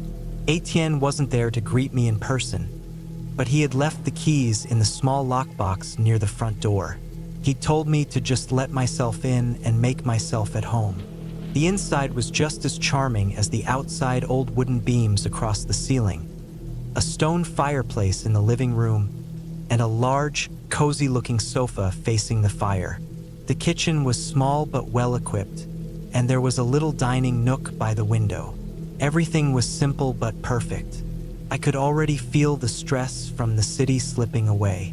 I spent the first few hours unpacking and settling in, setting up a fire in the hearth and unpacking some food. It was a peaceful, quiet evening, just as I had hoped. There was no sound except the crackling of the fire and the occasional rustling of leaves outside. I spent the night reading, sipping wine, and enjoying the solitude. But as the night wore on, something began to feel off. It wasn't anything I could put my finger on, but a subtle unease started to settle in my chest. The forest outside seemed darker than usual, the wind picking up and causing the branches to creak and groan. I tried to push it out of my mind, but I couldn't. There was just this nagging feeling that something was wrong. I brushed it off, telling myself it was just the isolation getting to me. It had been a long day, and I was probably just tired. I finished my wine, turned off the lights, and went to bed, hoping that a good night's sleep would calm my nerves. But sleep didn't come easily. Every little sound made me jump. Creaks in the floorboards, the wind whistling through the trees, the distant call of an owl. I finally drifted off, but it wasn't a restful sleep. I woke up several times throughout the night, the feeling of being watched never quite leaving me. By morning, I was exhausted, but I decided to get up early and explore the area. I needed to shake off whatever was making me feel so unsettled. I grabbed my jacket, slipped on my boots, and stepped outside. The sun was just rising, casting a golden light over the forest. The air was crisp and refreshing, and the birds were already awake, their songs filling the silence. The creek nearby gurgled softly, and for a moment, everything felt peaceful again. I took a walk through the woods, following the path that led away from the cabin. The forest was dense, the trees towering above me like silent giants. The ground was soft with fallen leaves, and every step I took seemed to echo in the stillness. I wandered for a while, lost in the beauty of the place, until I came across something strange. It was a small clearing just off the path, with a few large boulders scattered around. In the center of the clearing was a single large tree, its trunk twisted and gnarled, its roots snaking out of the ground like fingers. What caught my attention, though, was the pile of sticks and branches stacked haphazardly at the base of the tree. It looked like someone had deliberately piled them there, but there was no sign of anyone nearby. I walked over to it, my curiosity piqued. As I got closer, I noticed something else, something that made the hairs on the back of my neck stand up. The sticks weren't just piled there, they were arranged in a pattern, almost like a symbol. It was hard to make out exactly, but it looked like some sort of crude marking. My heart began to race, and I took a step back, the uneasy feeling from last night returning full force. I glanced around, half expecting someone to jump out of the shadows, but the forest was still, dead quiet. I wasn't sure what to make of it, so I decided to leave the clearing and head back to the cabin. My mind raced as I walked, but I tried to convince myself it was nothing, just some local custom, or maybe some kids playing a prank. Still, the image of that twisted tree and the strange pile of sticks stuck with me. When I got back to the cabin, I immediately went inside and locked the door behind me. I felt ridiculous, but I couldn't shake the feeling that something was wrong. I tried to calm myself down, telling myself it was just the isolation messing with my head, but I couldn't ignore the nagging sensation that I wasn't alone. I spent the rest of the day inside, reading, eating, and trying to distract myself. But as the sun began to set, that feeling of unease only grew stronger. I sat on the couch, staring at the fire, but I couldn't shake the sense that something was out there, watching. Around midnight, I decided to check the locks on the windows and doors again. I hadn't done it earlier, and the thought of leaving anything unsecured was too unsettling. I went from room to room, making sure everything was locked tight. As I passed by the kitchen window, I froze. I thought I saw something, movement in the trees. My heart skipped a beat, and I pressed my face against the glass, straining my eyes to see. But it was too dark to make anything out. My breath fogged up the window, and I wiped it away with the back of my hand. There was nothing there. I tried to tell myself it was just a trick of the light, but my mind wouldn't let it go. I couldn't shake the feeling that something or someone was out there. I decided to go to bed early that night. I locked the doors and windows, then crawled under the covers, hoping that sleep would come. But it didn't. Instead, I lay awake, listening to every little creak and groan of the cabin. The wind howled outside, and the trees seemed to be pressing in closer to the cabin. Every sound was amplified in the silence, and my mind kept racing, imagining things that weren't there. It was then that I heard it, a faint tapping sound coming from the window. My blood ran cold. I held my breath, straining to hear. Top, top, top. It was soft, like someone was gently tapping on the glass. I froze, unable to move. My heart pounded in my chest. I slowly sat up in bed, my eyes fixed on the window. The tapping continued, steady and rhythmic. I wanted to get up and look outside, but the thought of what I might find paralyzed me. The tapping stopped suddenly, and for a moment, there was silence. Then came a rustling noise, like something or someone was moving outside. I grabbed my phone from the nightstand and tried to call ATN, but the signal was weak out here. No connection. I was completely alone. I felt trapped. The walls of the cabin seemed to close in around me, and the darkness outside seemed to stretch on forever. Couldn't sleep, couldn't move, couldn't breathe. The rest of the night passed in a haze of fear. The tapping came and went in intervals, and the sounds outside continued to grow louder and more persistent. I don't know when I finally passed out from exhaustion, but when I woke up, the sun was up and the world outside looked normal again. The tapping had stopped. The eerie feeling was gone. It was as if nothing had happened. I spent the next few days trying to convince myself that it was all in my head, that I had let the isolation get to me. But I couldn't shake the feeling that something was wrong. I packed my bags and left the cabin early on the last day of my stay. I didn't even stay to finish the wine I'd brought. I drove back to the city with my heart still racing, the images of the dark forest and the tapping at the window haunting me. I don't know what happened that night, and I'll never know for sure.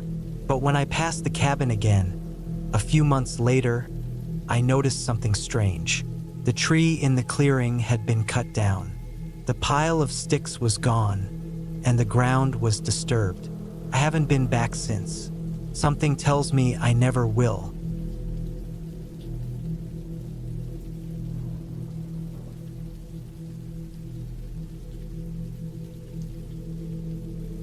It was late October of 2022 when I drove up to northern Maine again. I hadn't been back in almost 3 years, not since Emily passed. She died in February 2020, right before everything in the world started spinning upside down. She didn't get to see any of that. In a way, I was glad she didn't have to deal with lockdowns, masks, and hospitals filling up. But in another, crueler way, I felt robbed of one last stretch of life with her. Quiet days in the woods, the two of us cooking, hiking, reading, being. We had bought the cabin together in 2017. It was nothing fancy, just a modest wood frame place with a tin roof, a single bedroom upstairs, and a large front porch that faced the trees. No neighbors for at least 2 miles, unless you counted the family of deer that always showed up around dusk. The road to get there wasn't even paved the last mile, just gravel and dirt that turned to slop in spring. But we loved it. It was ours. After she died, I couldn't bring myself to go back. I left everything as it was. Her books, her boots by the door, the pictures on the walls. For almost 3 years, it stayed untouched. I paid the property tax, had the well serviced once a year by a neighbor named Al, but that was it. I couldn't bear to see it, not until that week. It was something about the air changing. Fall always reminds me of her.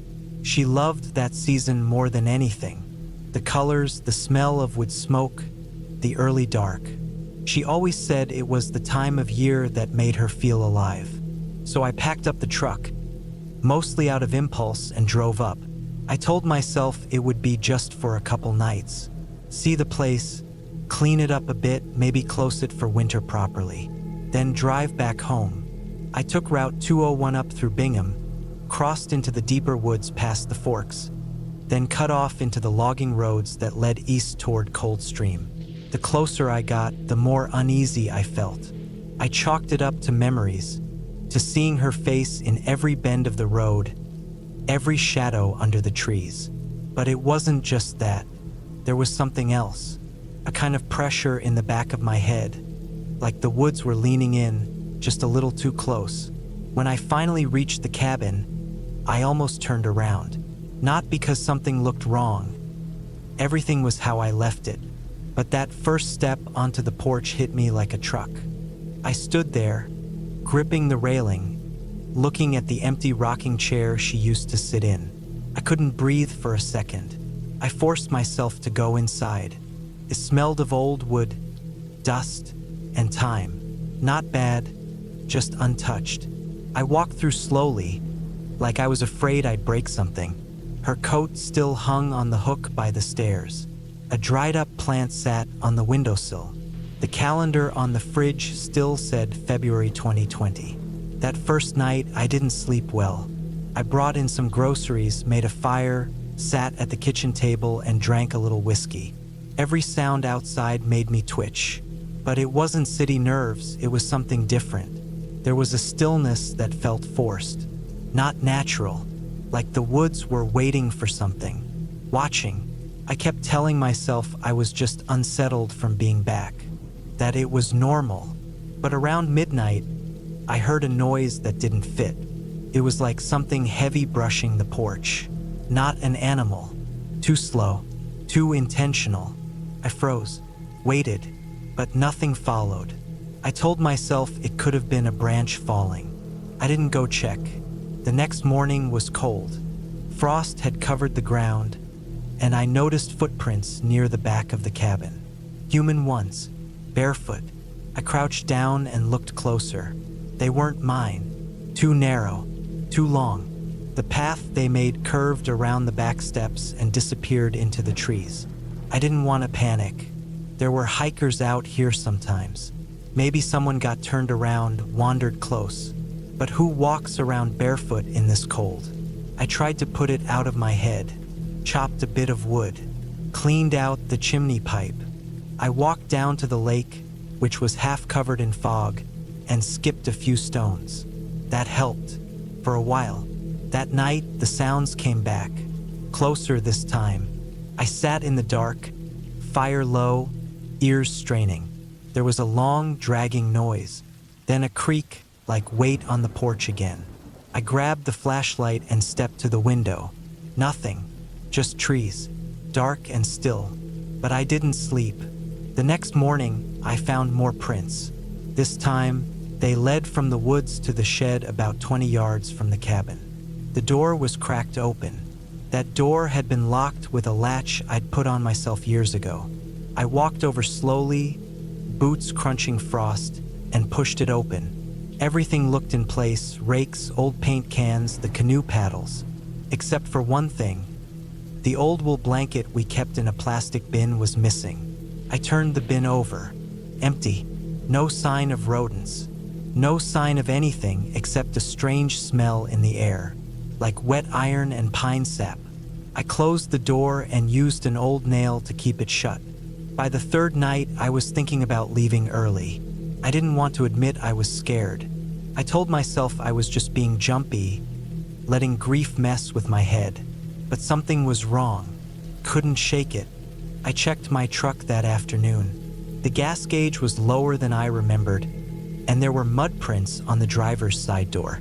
Long, thin ones. I started locking it at night. That evening, I sat out on the porch with a thermos of coffee and watched the woods. Everything was quiet. No birds. No wind. I sat still for over an hour. Then, just as the light began to go, I saw something. Across the clearing, maybe 30 yards off, just at the edge of the trees, I saw movement. A shape, thin, upright, not an animal. It was too far to make out clearly, but it didn't move like anything natural. It was like it was swaying slightly, back and forth, like it didn't know whether to come forward or not.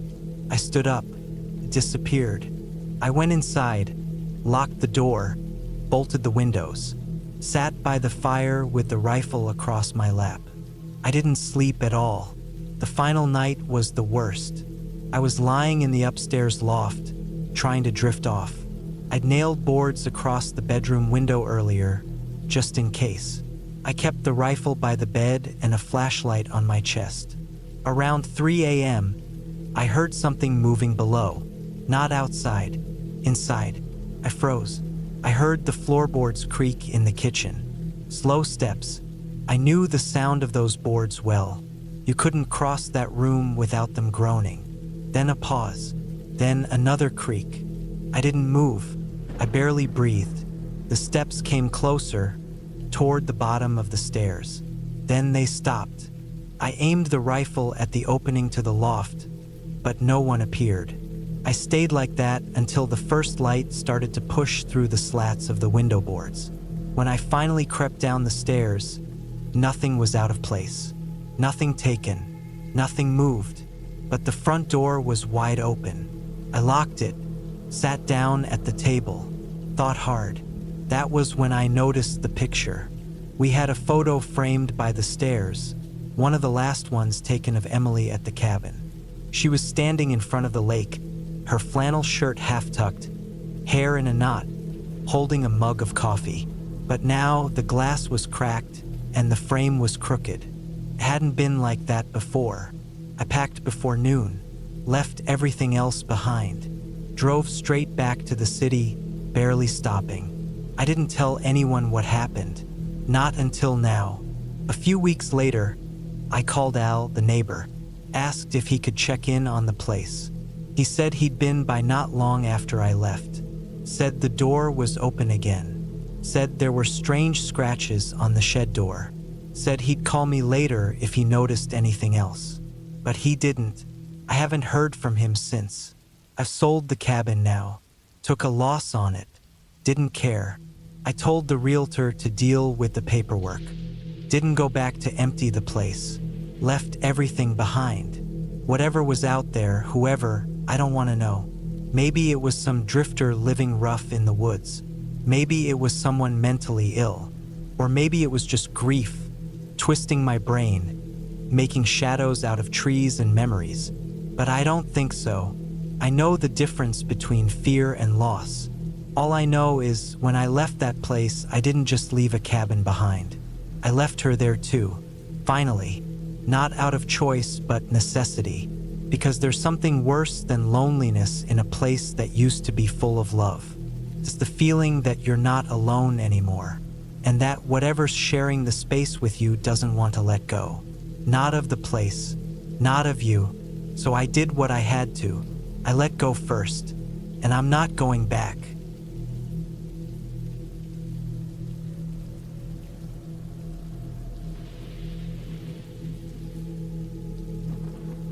I had always known the forest was full of secrets, but never in a million years did I expect one of those secrets to be so close to home.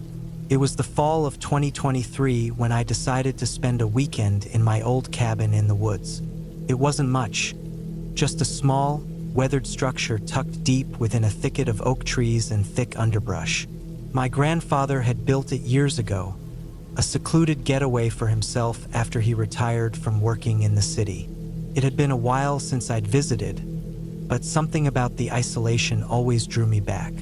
I'd been living in the nearby town of Crestwood for most of my life, working a desk job that I didn't particularly enjoy. But the cabin, my grandfather's cabin, held something that my life lacked: peace. It was quiet out there, peaceful, away from the noise and chaos of the town. The cabin wasn't fancy by any means, but it had a charm to it that I couldn't quite explain. The wood inside was dark and old, the floors creaked underfoot, and the fireplace was big enough to warm the entire cabin with just a few logs. I'd never been scared of the place before. In fact, I'd spent countless nights there as a kid with my family, making memories I still hold dear. But this time felt different. I hadn't planned on staying long, just a weekend to clear my head. But that night, the night it all changed, I decided to stay longer than usual. The weather that evening was unsettling. The air was thick with moisture, and a light drizzle began to fall as I unpacked my things. It was one of those nights when the forest felt alive, every rustle in the trees or crackle of the leaves seeming amplified in the stillness. The only sound that seemed to break the silence was the occasional drip of rain hitting the wooden roof of the cabin. As night descended, I stoked the fire, the warmth flickering against the dark walls of the small cabin. My mind kept wandering back to the strange feeling that had gnawed at me ever since I'd arrived. Something didn't feel right. It was hard to pinpoint exactly why, but the feeling was persistent, like an itch I couldn't scratch. Maybe it was the silence, the way the rain kept tapping against the windows, giving the night an eerie hum. I couldn't shake the feeling that I was being watched, even though I knew no one was around. I kept telling myself it was just the isolation playing tricks on my mind. I poured myself a drink and sat by the fire, trying to relax. But the feeling wouldn't leave me. As the hours stretched on, the storm outside intensified, battering the cabin with heavier rain and gusts of wind. The firelight danced across the walls, casting long shadows in the corners. That's when I heard it. Faint creak. Just one, but enough to make my heart skip a beat. I froze, listening intently. Another creak followed, then another. It was coming from the far end of the cabin, near the back door. My first thought was that it was just the house settling, but something in my gut told me it wasn't that simple. The creaks grew louder, and I stood up slowly, gripping the glass of whiskey in my hand like it might somehow give me comfort. I took a cautious step toward the door, my senses on high alert. The floorboards groaned under my weight. I tried to stay as quiet as possible, straining to hear anything out of the ordinary. The wind howled outside, the sound muffled by the thick walls of the cabin, but the creaks continued, moving in small, deliberate intervals. It wasn't the wind. It wasn't the house settling. Something or someone was in the cabin with me. I wasn't stupid. I knew the layout of the place like the back of my hand. No one could be inside without me noticing. The place was small, and the only way in or out was through the back door, which I had bolted shut earlier. But the sounds were undeniable, growing closer now. The air was thick with tension, each creak coming closer, almost like someone was creeping toward me in the dark. I stepped back toward the fireplace, my heart racing. My eyes scanned the shadows, but there was nothing. Nothing except the dark corners of the room and the faint flicker of the flames. I tried to convince myself it was nothing, but my instincts told me otherwise. I could feel the hairs on the back of my neck stand on end.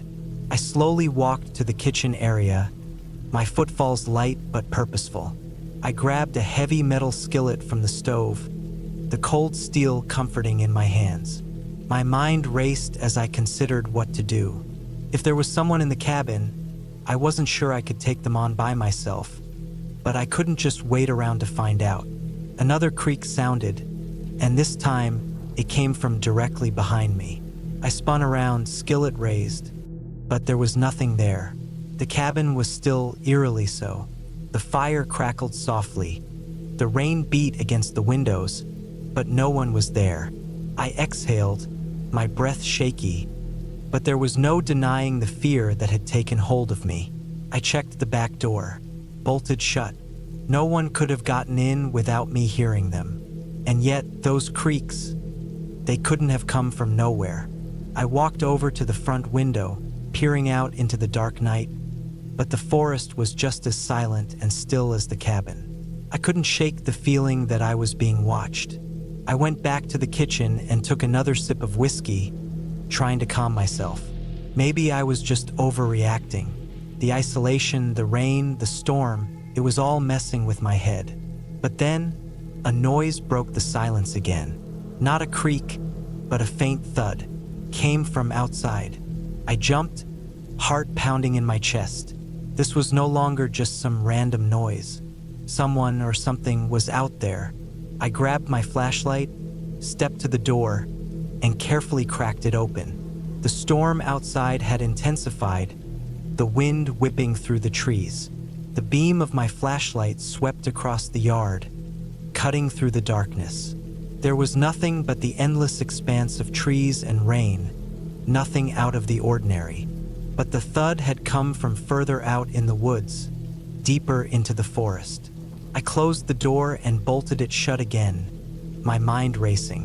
Whatever was out there, whatever had caused that sound, wasn't something I wanted to deal with in the middle of a storm. I decided to wait until morning, hoping the night would pass without further incident. Hours went by, but sleep didn't come. Every time I closed my eyes, I saw flashes of movement just outside the cabin, the sound of footsteps, the creak of the floorboards. The wind outside howled, louder now, and the storm showed no sign of letting up. At some point, the rain stopped and the wind died down. I took that as a sign and decided to venture outside in search of whatever had been making the noise. I grabbed a flashlight, my boots, and stepped out onto the porch. The forest was still damp, the ground soft underfoot. I made my way toward the back of the cabin, where I thought the sound had come from. Then I saw it, a figure lying motionless on the ground. I froze. A body. It was an old man, his clothes tattered and soaked by the rain. He looked like he had been there for days, maybe longer. His skin was pale, his face gaunt, and his eyes were wide open, staring blankly at the sky. My stomach churned. I wanted to turn and run, but my feet wouldn't move. The image of his lifeless body was burned into my mind, and I couldn't look away. I slowly stepped closer, my heart pounding in my chest. There was no sign of a struggle, no blood. It was as if he had simply collapsed right there. But something about it felt off, something I couldn't quite put my finger on. I crouched down beside him, my hand trembling as I checked his pulse. He was cold to the touch. His body was stiff, unyielding. He had been dead for some time. How had I not noticed him earlier? A cold chill ran down my spine, and I stood up quickly. That's when I saw it. There was something buried near the old man's hand, half covered by the dirt and rain. I knelt down again, reaching for it, and pulled out a small, weathered knife.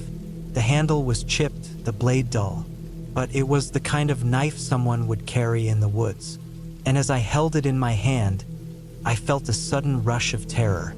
I wasn't alone. Someone had been out here watching me, waiting for the right moment to strike. I didn't waste another second. I ran back to the cabin, my heart pounding, my mind racing with the realization that the person who had been lurking around my cabin was still out there, and I had no idea how close they were. The next morning, the sun rose, but it didn't bring the peace I had hoped for. The body was gone. There were no tracks, no signs of anyone else around. Just the empty woods and the feeling that something was watching me from the trees. I left the cabin that day, never to return. But I knew, deep down, that whatever had happened in those woods, it wasn't over. The forest held its secrets, secrets I would never fully understand. And that thought haunted me for the rest of my life.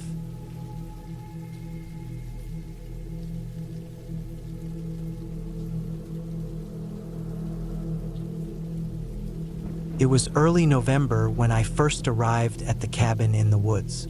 The drive had taken longer than expected, mostly due to the weather, which had been unseasonably cold for the time of year. The trees were bare, their skeletal branches reaching up like twisted arms against the gray sky. A light dusting of snow had begun to fall, further dampening the already muted landscape. My name is James, and I'd been looking for a way to get away from the noise of city life for a while now. The cabin had been my grandfather's, a place he used to retreat to when life got too overwhelming for him. When he passed, the cabin was left to me. I wasn't entirely sure what I expected from it, but I thought it might help me clear my mind. The place was small, nestled on the edge of a secluded forest in rural Montana. There were no neighbors for miles, only thick woods and rugged terrain. The isolation was exactly what I needed, or so I thought at the time. The cabin itself looked worn, but it had character. The exterior was made of dark logs that had weathered countless winters, and the roof sagged slightly under the weight of the snow. Inside, there was a fireplace, a small kitchen, and a single bedroom. The furniture was simple: wooden chairs, an old rocking chair by the fire, a worn-out couch, and a heavy oak table that seemed like it belonged in another century. The floor creaked underfoot, and the scent of pine and aged wood filled the air. It was cozy, but it also had a feeling of neglect, as if it had been waiting for someone to return. I arrived late in the afternoon, the sky already darkening as I unloaded my gear. I'd come alone. No wife, no friends, just me and the quiet. I wanted to disconnect, to find some peace. The plan was simple: stay for a week, spend my time reading, cooking, and maybe hiking if the weather permitted. I figured I'd get used to the solitude after a day or two. Little did I know, this place had a way of making you feel anything but comfortable. The first night was uneventful. I lit a fire in the hearth, unpacked my things, and settled in with a book. The wind howled outside, rattling the windows, and the occasional snap of a branch in the distance kept me alert. But there was nothing more sinister than the usual noises you'd expect in a cabin in the woods. After a few hours, I turned off the lamp and went to bed. I woke up to a strange noise in the middle of the night. It wasn't loud, but it was distinct. A soft thumping sound, like someone was tapping lightly on the cabin's door. I sat up in bed, heart pounding in my chest. The sound came again, followed by a low creak, like the weight of something pressing against the door. My first thought was that it was an animal, maybe a raccoon or a bear, curious about the cabin. But then I heard something that made my blood run cold. Footsteps, slow, deliberate, as if someone was pacing outside the door. I grabbed the flashlight on the nightstand, my hand trembling. I didn't want to go outside, but I needed to know if someone, or something, was out there. I moved cautiously to the door, shining the light through the small window beside it. There was nothing in sight, just the dark, snow-covered ground and the trees that seemed to stretch on forever. I opened the door slowly, the hinges groaning in protest. The cold hit me like a slap, but there was still no sign of anything outside, just the eerie quiet of the night. I stepped out onto the porch, scanning the area, but saw only the shifting shadows of the trees. My mind raced. Who would be out here in the middle of nowhere at this hour? I didn't know what to think, so I locked the door behind me and went back inside, trying to shake off the unease that had settled in my chest. Maybe it was just my imagination playing tricks on me. The wind, the snow, the isolation. It was all making me more on edge than usual. I convinced myself that nothing was wrong, though a small part of me wondered if there was something out there in the dark. The next day, I tried to put the incident behind me. I went for a long walk in the woods, hoping the exercise would clear my head. The snow had accumulated more overnight, and the world looked even more desolate, like something out of a painting. The air was sharp, and every step I took seemed to echo in the vast emptiness. But there was something unsettling about the quiet, as if the forest itself was holding its breath. As I walked, I noticed something strange: fresh footprints in the snow. They were large and deep, as if a heavy person had been walking around the cabin. But I hadn't seen anyone since I arrived. I followed the trail, which led away from the cabin, deeper into the woods. The tracks seemed to go on forever, but I couldn't help feeling like they were leading me somewhere. I hesitated for a moment, considering turning back, but curiosity won out, and I continued following the trail. Eventually, the tracks disappeared, and I found myself in a part of the woods I didn't recognize. The trees here were thicker, their trunks twisted and gnarled. The air was colder, and the light barely filtered through the canopy. It felt like a different world, one that was far removed from the warmth of the cabin. That's when I heard it again, the soft thumping sound. It was faint, but unmistakable. My heart began to race, and I turned in every direction, trying to locate the source. There was no one in sight. I started to walk back toward the cabin, quickening my pace. The feeling of being watched grew stronger with each step. The quiet, the strange footprints, the mysterious sounds. They were all starting to add up to something I couldn't quite explain. I couldn't shake the feeling that someone, or something, was out there, following me. The cabin, once a refuge, now felt like a trap. That night, I kept the lights off and sat by the fire, listening to every creak and crack in the cabin.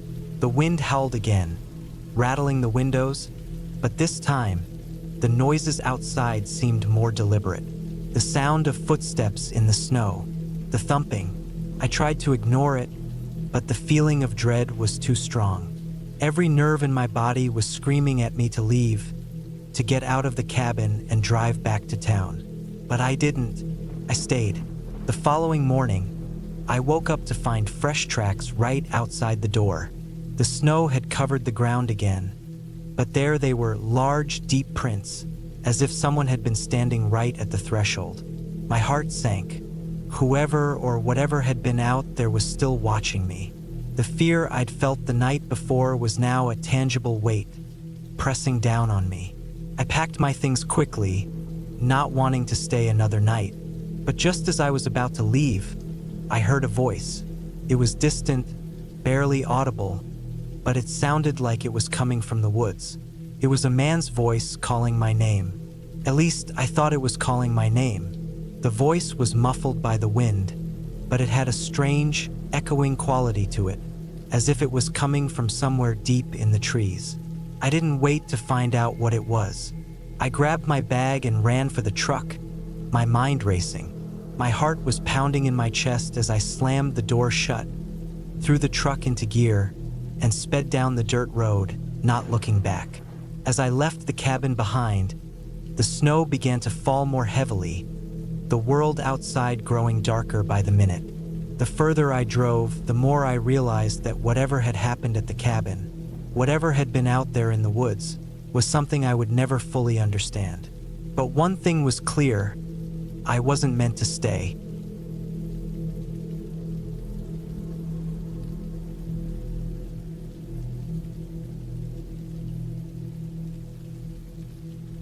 I had never really been one for cabins. Something about the isolation, the quiet, the constant feeling that someone might be watching. But I didn't have much of a choice. It was 2018, and I had just turned 28. I was in a rough patch, both emotionally and financially. So when my uncle offered me the keys to his cabin in the woods, I didn't hesitate to take him up on it. I thought it would be the perfect getaway, a chance to clear my head, escape the city, and start fresh. I figured I could spend a few days in the middle of nowhere and maybe find some peace. My uncle had always said that the cabin was a sanctuary, a place for him to relax and get away from it all. He had mentioned it a few times, but I had never taken him seriously, assuming he was just trying to impress me with his idea of a retreat. The cabin was located in the mountains, somewhere in rural North Carolina. I wasn't exactly sure where, but it was secluded, deep in the woods. The kind of place where you couldn't hear a thing except for the rustling of leaves and the occasional chirp of a bird. I figured that was just what I needed, a place to think, a place to breathe. The drive there was longer than I expected. The winding road seemed endless, and I could feel the weight of the world lifting with each passing mile. I kept my music low, just the hum of the car's engine keeping me company. The further I went, the more the trees grew thick, casting shadows over the road. It was beautiful in a way, but also unsettling. The kind of beauty that made you feel like you were being watched, even when there was no one around. Finally, after what seemed like hours, I reached the cabin. It was exactly how my uncle described it. Simple, wooden, with a rusted metal roof and a porch that looked like it hadn't been touched in years. It had a worn-down charm to it, though. The kind of place you'd expect to see in a postcard for rustic retreats. The kind of place that promised solitude, peace, and quiet. I parked my car and grabbed my things. The air smelled fresh, crisp, even, and I breathed it in as I walked toward the front door. It wasn't until I was standing on the porch that I noticed something odd. The door was slightly ajar. Not much, just a crack, but enough for me to feel uneasy. I stepped forward and gave it a push, expecting it to creak in protest, but it swung open easily, like it had been used recently. I paused for a moment, wondering if I should check the lock, but then I shrugged it off. Maybe my uncle had left it like that by mistake.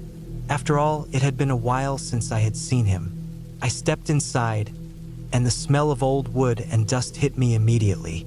The cabin felt cold, as if it hadn't been lived in for a while. The floors creaked under my weight, and I found myself taking slow, deliberate steps. The living room was sparsely furnished. A few chairs, an old wooden coffee table, and a fireplace that looked like it hadn't been used in years. I set my bag down on the floor and took a look around. Everything was just as I expected, untouched by time. My uncle wasn't much of a decorator, but I figured that was part of the charm of the place.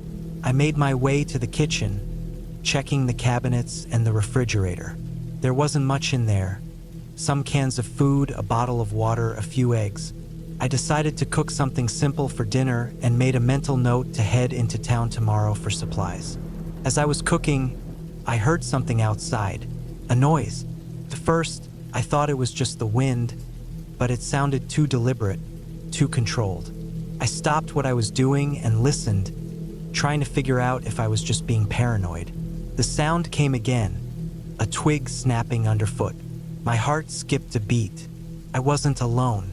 I quickly turned off the stove and grabbed the nearest thing I could find, an old broom that had been left leaning against the wall. I wasn't sure what I was planning to do with it, but my instincts told me I needed to be prepared. The wind howled outside, and the trees groaned under its force. It was hard to hear anything beyond that, but I couldn't shake the feeling that someone was out there, watching me. I crept to the window and peered out, but the darkness outside was impenetrable. The cabin sat at the edge of a dense forest, and the shadows swallowed everything whole. I stood there for what felt like an eternity, waiting for some sign, some clue that I wasn't just imagining things. But there was nothing, no movement, no sound, only the silence. I felt stupid for being so jumpy. It was probably just an animal, I told myself. A raccoon, maybe, or a deer. I decided to let it go and finish making my dinner. But even as I sat down to eat, I couldn't shake the feeling that I wasn't alone. My eyes kept darting toward the window, my hand gripping the edge of my plate. My mind was racing. I finished my meal quickly, then decided to get some rest. The bed was simple, just a mattress on a wooden frame, covered with a thick, flannel blanket. I closed the curtains, crawled under the covers, and tried to relax. The sounds of the forest outside, the rustling leaves, the wind, the occasional snap of a branch, faded into the background as I closed my eyes and drifted off to sleep. It wasn't until later that night, when I was jolted awake by the sound of the door banging against the frame, that I realized something was wrong. My heart pounded in my chest as I sat up, gasping for air. I could hear footsteps outside, slow and deliberate, as if someone were walking around the cabin. I froze, trying to control my breathing, trying not to make a sound. The door creaked again. This time, it sounded like it was being pulled open. I didn't know what to do. Should I hide? Should I run? I grabbed my phone, but there was no signal, nothing. Just the empty, suffocating silence of the woods. I quickly grabbed my bag and threw it over my shoulder. The back door was my best bet, but I knew it would be risky. If whoever was out there heard me, I would be trapped. But I had to try. I slipped out of bed and moved toward the back door, my footsteps quiet, my heart racing. I slowly turned the handle and pushed the door open just a crack. The cold night air rushed in, and I felt a shiver crawl up my spine. There, standing in the yard, was a figure, a man, tall, broad-shouldered, wearing a dark coat. I couldn't make out his face, but I could see the outline of his body against the moonlight. I held my breath, praying he wouldn't hear me. But then, I heard something even worse. A faint laugh, low and guttural, like it came from the pit of someone's stomach. It sent a chill down my spine. The man turned toward the cabin, and for the briefest moment, I thought I saw his eyes glint in the dark. I slammed the door shut and bolted it as quietly as I could. My hands were shaking. I could barely think straight. I moved to the living room and grabbed the broom again, clutching it like it was the only thing that could protect me. But deep down, I knew it wouldn't be enough. Nothing would be enough. The man was out there, and he was coming for me. I didn't sleep that night. Every creak of the cabin, every gust of wind, had me on edge. I kept checking the windows, hoping I wouldn't see him standing there, staring in at me.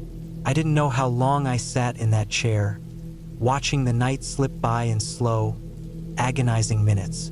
The next morning, I left. I couldn't stay there any longer. I packed my things quickly, throwing them into the car without thinking twice.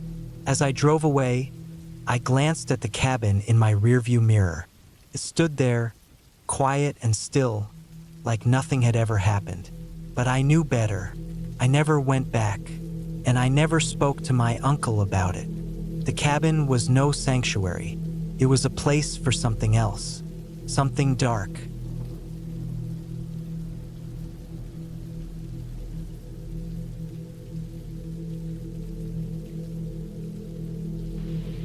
It had been a quiet shift for the most part, the kind of quiet that can either make a person feel at ease or on edge.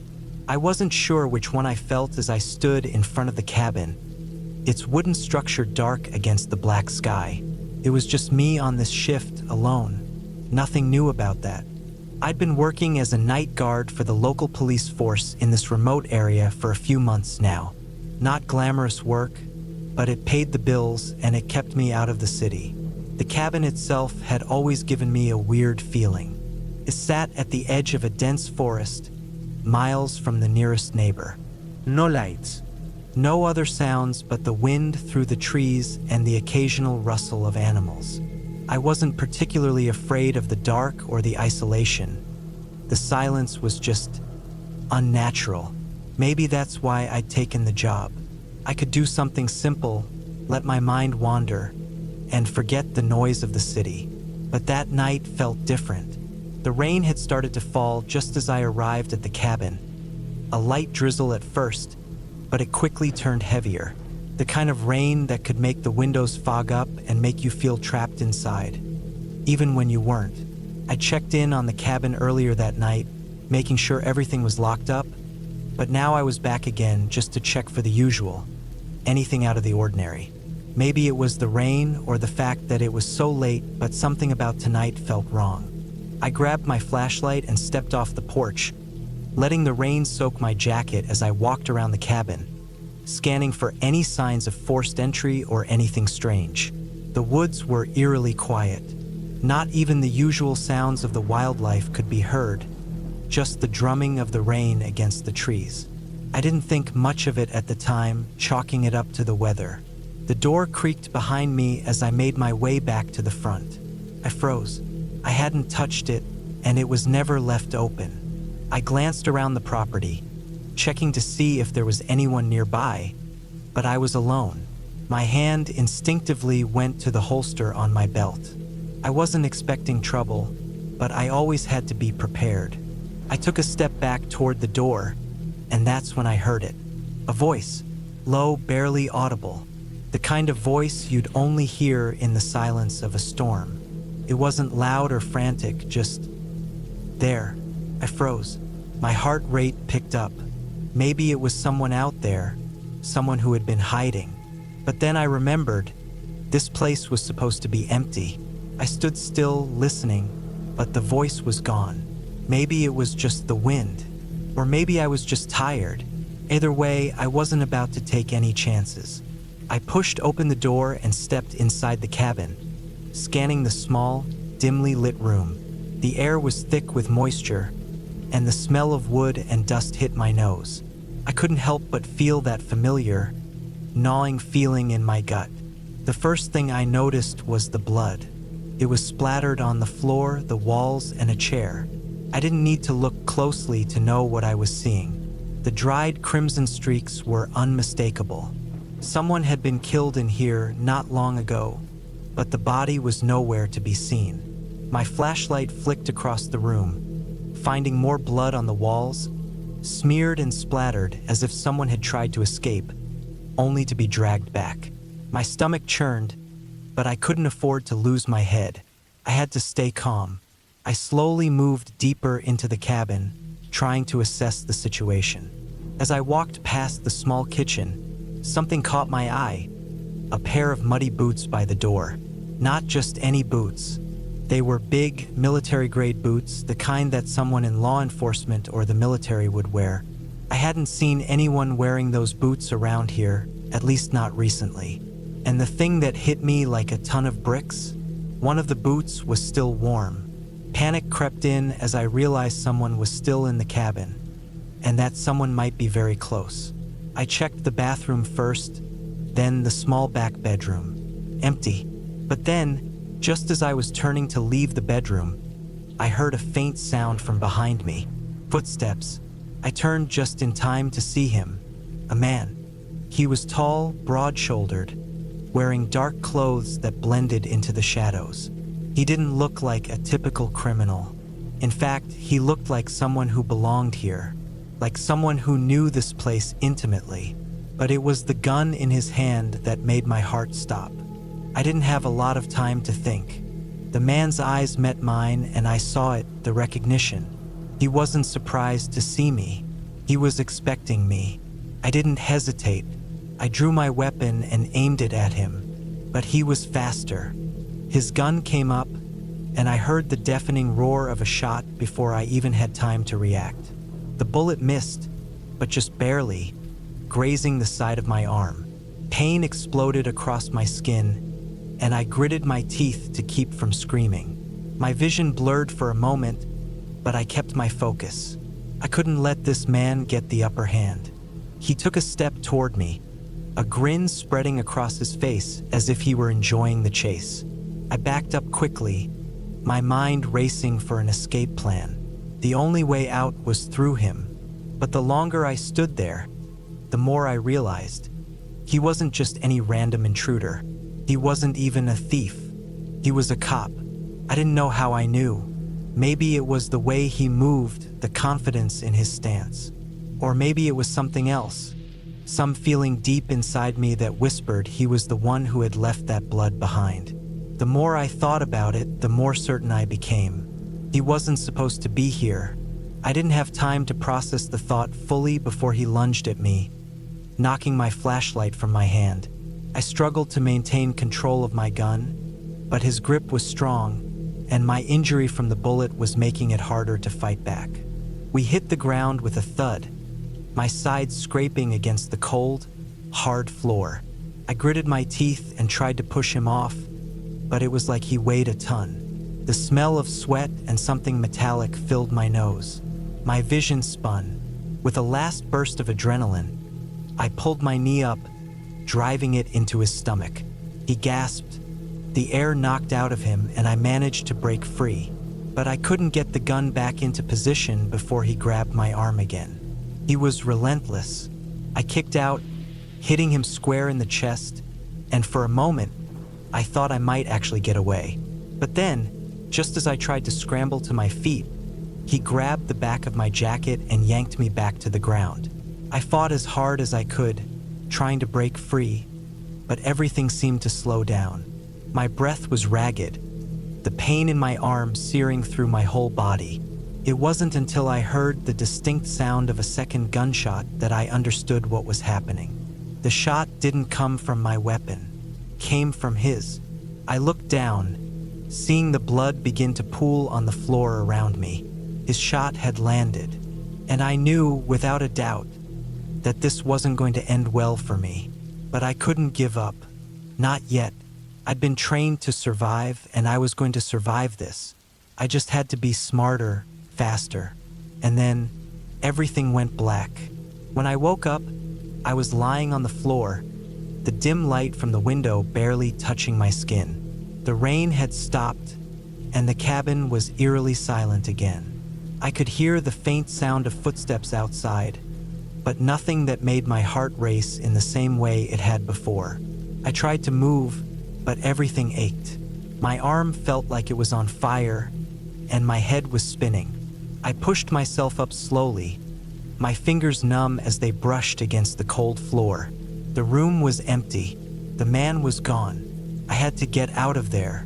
With what strength I had left, I crawled toward the door, the blood on the floor making it slippery. The outside air hit my face when I managed to force the door open, and I could feel the weight of the night lift off my shoulders just a little bit. But I knew I couldn't stay here. I had to find help. By the time I made it to my car, the adrenaline had started to wear off, and the pain was unbearable. I looked at the cabin one last time, the dark silhouette of the structure looming in the distance. But I wasn't going back inside. Couldn't. And that's when it hit me, the man wasn't just a cop. He was someone I knew. Someone who had always been close. Someone who knew the ropes. Someone who could have done all this and made it look like nothing had ever happened. I wasn't safe, not yet. But I was alive. And for now, that was enough. But this wasn't over. Not by a long shot.